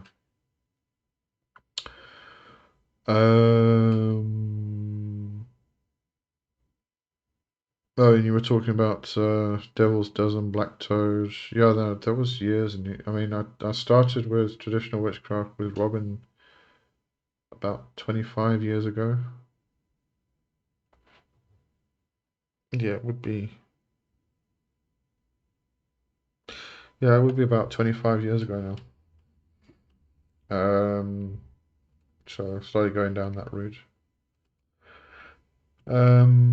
Masonic also Andrew Chumley in general.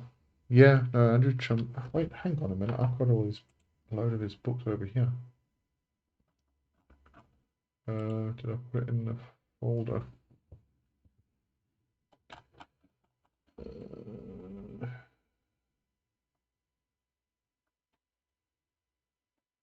Cultus Sabati. Yeah, so there's a load of books that he wrote. Some of them were kind of articles.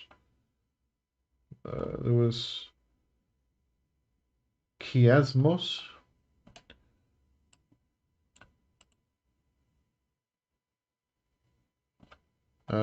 Mysticism, Initiation, and Dream.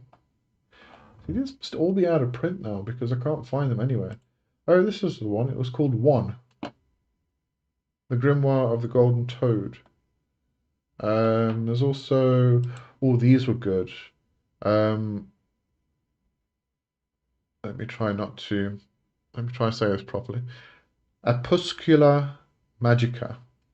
There was volume 1 and volume 2. They were great because they were essays. I think it was actually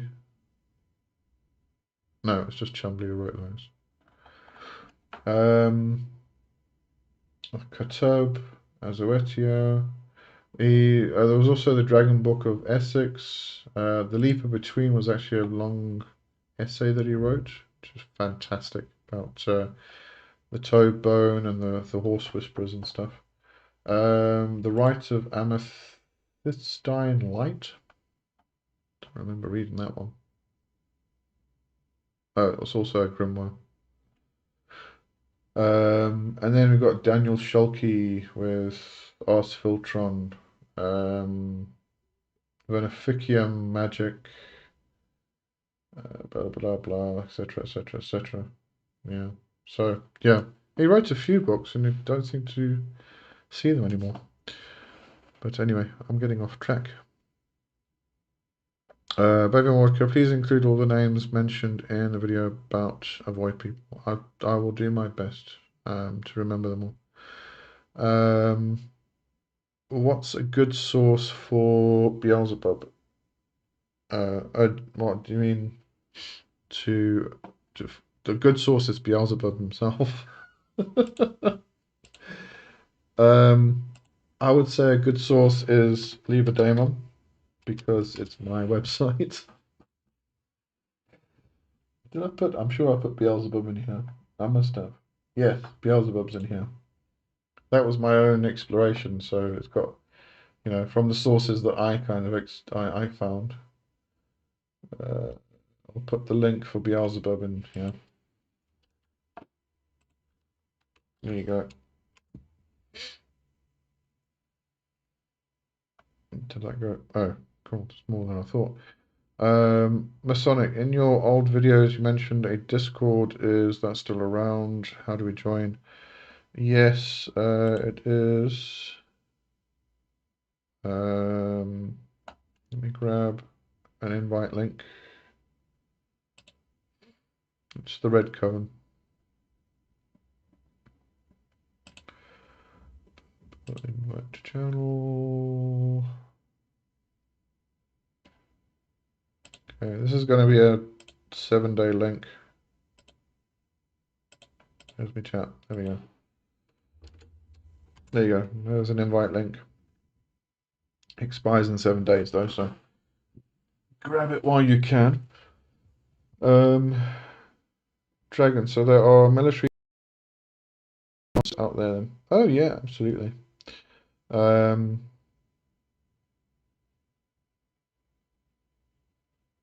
Although I think some military drill sergeant, master sergeants can probably be nice. Yeah. Andrea, Welsh traditional magic. Oh goodness me. Peter Paddon. Morgan Daimler. Very good. Mahara Starling. He talks about Welsh magic a lot. You're asking about lots and lots of people today, all of you. But yeah, I'm going to focus on them. Also, I mean, obviously get the Mabinogion. I would get the English, not the American Mabinogi, get the English Mabinogion translation.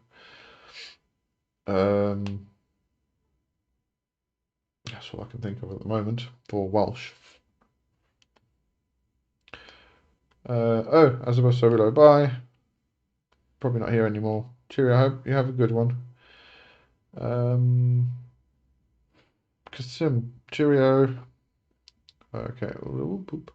Sonic, when did you start working with the Old Craft Devil on your path? What was your introduction? I've always worked with Pan, and I've always considered Pan to be that Old Craft Devil representation. I have more recently formed, can't really say formed because it was formed in a previous lifetime actually, reawakened a bond that I have with the devil. Very, very personal bond. But that's more recent. So yeah, I mean, if we speak about this from the perspective of you know, working with Pan. I mean, that was like really, really early on. Um, I mean, that was before the internet. I remember reading a path working to go meet Pan. I can't remember which book it was in, and I did the path working, and that was my introduction. I got a gift from him of an acorn and all this stuff. I remember that. Oh, that was, oh, I mean, that was talking like more than 30 years ago, I think. Um, Kerry Lee, did you do? Yes, and I'll put a link for the Beelzebub video. Agrat Kimbanda is pretty cool. It's a mixture of European, African, and South American magic.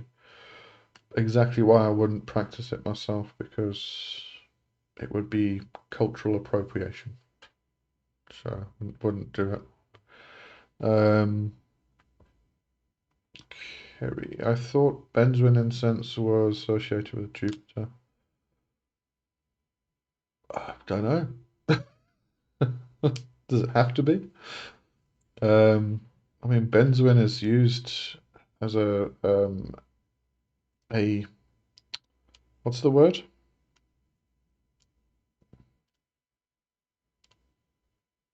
Something that keeps something out fresh for longer. I can't think of the word now. But benzoin's oil is often used for that. You know, you put a few drops in any oil and it will keep the shelf life longer. So I don't think it, you know, really associated with a particular planet.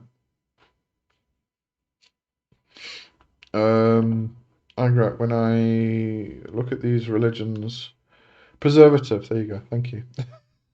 Can't think of words.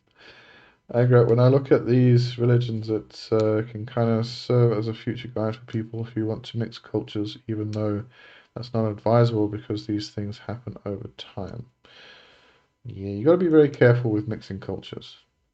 Um, First of all, you have to be completely immersed in each of the cultures individually before you can mix them.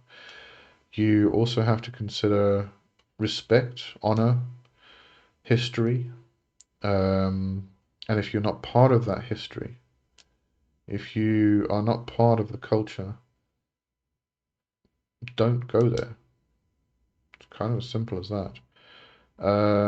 You know, especially when you're talking about Kimbanda and all of these African diasporic religions. There's just something you have to be very, very careful with. It's just disrespectful. Unless you know somebody, you are part of that culture. You're brought into that culture. You're adopted into it, and that's a very powerful, big, strong thing that happens. I mean, you don't just like kind of decide, oh, well, I'm going to be part of this culture. No, you do not. It's, you know, you have to be brought into it. Even if you do get brought into a culture which is far removed from you, like, you know, if we were to speak metaphorically or hypothetically, sorry, if because I live in South Africa, right? So if I were to be brought into Zulu culture, for instance, um, I would become part of that community and I would contribute to that community. I would give back to it. And it would be an immersion, complete, total immersion into that community. But at the same time, I still can't speak for the Zulu people. I can't go out and, you know, get my YouTube channel and start talking about the Zulu tradition and everything else. Because even though I've been brought into their culture, I'm not a Zulu. I'm a white person. Um, there are it's a bit more lenient in Africa, if I can put it that way. The South African the cultures in South Africa tend to be a bit more open to it, but still, it's, you know, one of those things you want to respect.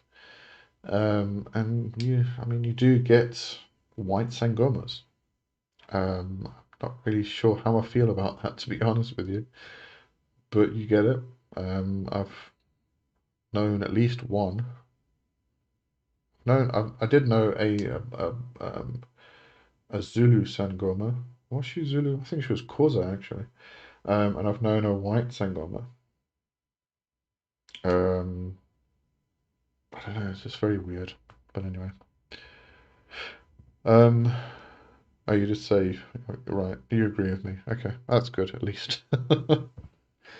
Andrea, sorry, just the reason Nan's fond of you because you have studied the Welsh tradition. Oh, okay, all right. Yeah, I do actually have a very strong connection with the Welsh tradition, specifically the Gordon Mabon, for some reason. And I find I love, absolutely love the Welsh, and I love I love listening to the Welsh language, Cymru. Oh, it's just so beautiful. I just love it, and the Welsh accent. Everything about the Welsh is just so, love it. But it's again, it's not my culture, so and it's kind of next door to where I grew up type of thing. So you would think, because I was born in England, you know, I can just slip into the Welsh culture. I don't feel I can. It's removed from me to a degree. I don't know. Anyway, weird.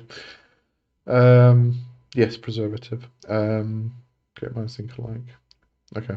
All right.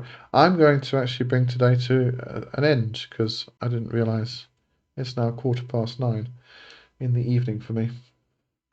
I thought we'd only been on for an hour. It's been over 2 hours. All right. Um, so I think I'm just going to stop it there. Hot chocolate is cold now. Still tastes good though. And I'll see everybody next week. I think there's a load of people who have. Oh no, most people are still here. Bavimorka, Sangoma, and Senge Dongma. Two different cultures, sounds almost the same. Oh yeah, no, two very different cultures.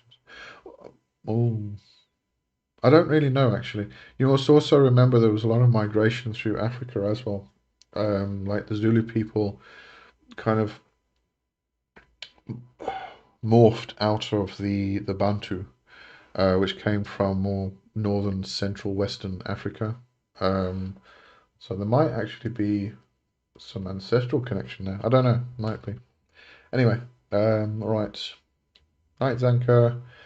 Dragon, I really don't get this cultural appropriation. If a magic system or religion works for you and the spirits, deities, and energies accept you, then there isn't a problem about practicing it.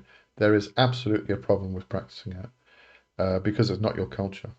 It's not yours to take. That's like walking into somebody's house and saying, oh, well, you know, all these houses belong to everybody, and therefore I'm just going to take your belongings because everything belongs to me. Everything belongs to all of us.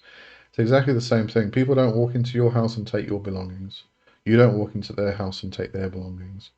So if it's not your culture, don't walk into their house and take their belongings away. Really as simple as that. It's about respect and honor for history and the pains that they went through, the torture, the slavery. If you can't respect that, then you need to stay away completely. Really simple. Nuns consider your family. I like that. Thank you very much. Good night. And Agrat, have you ever worked with La Santa Muerte? She's very. I haven't myself, but if you come back next week, Castle the Mad works with Santa Muerte a lot. So you guys can have a chat if you catch them next week. All right. I'm going to go. Thank you very much, everybody. It's a great chat today.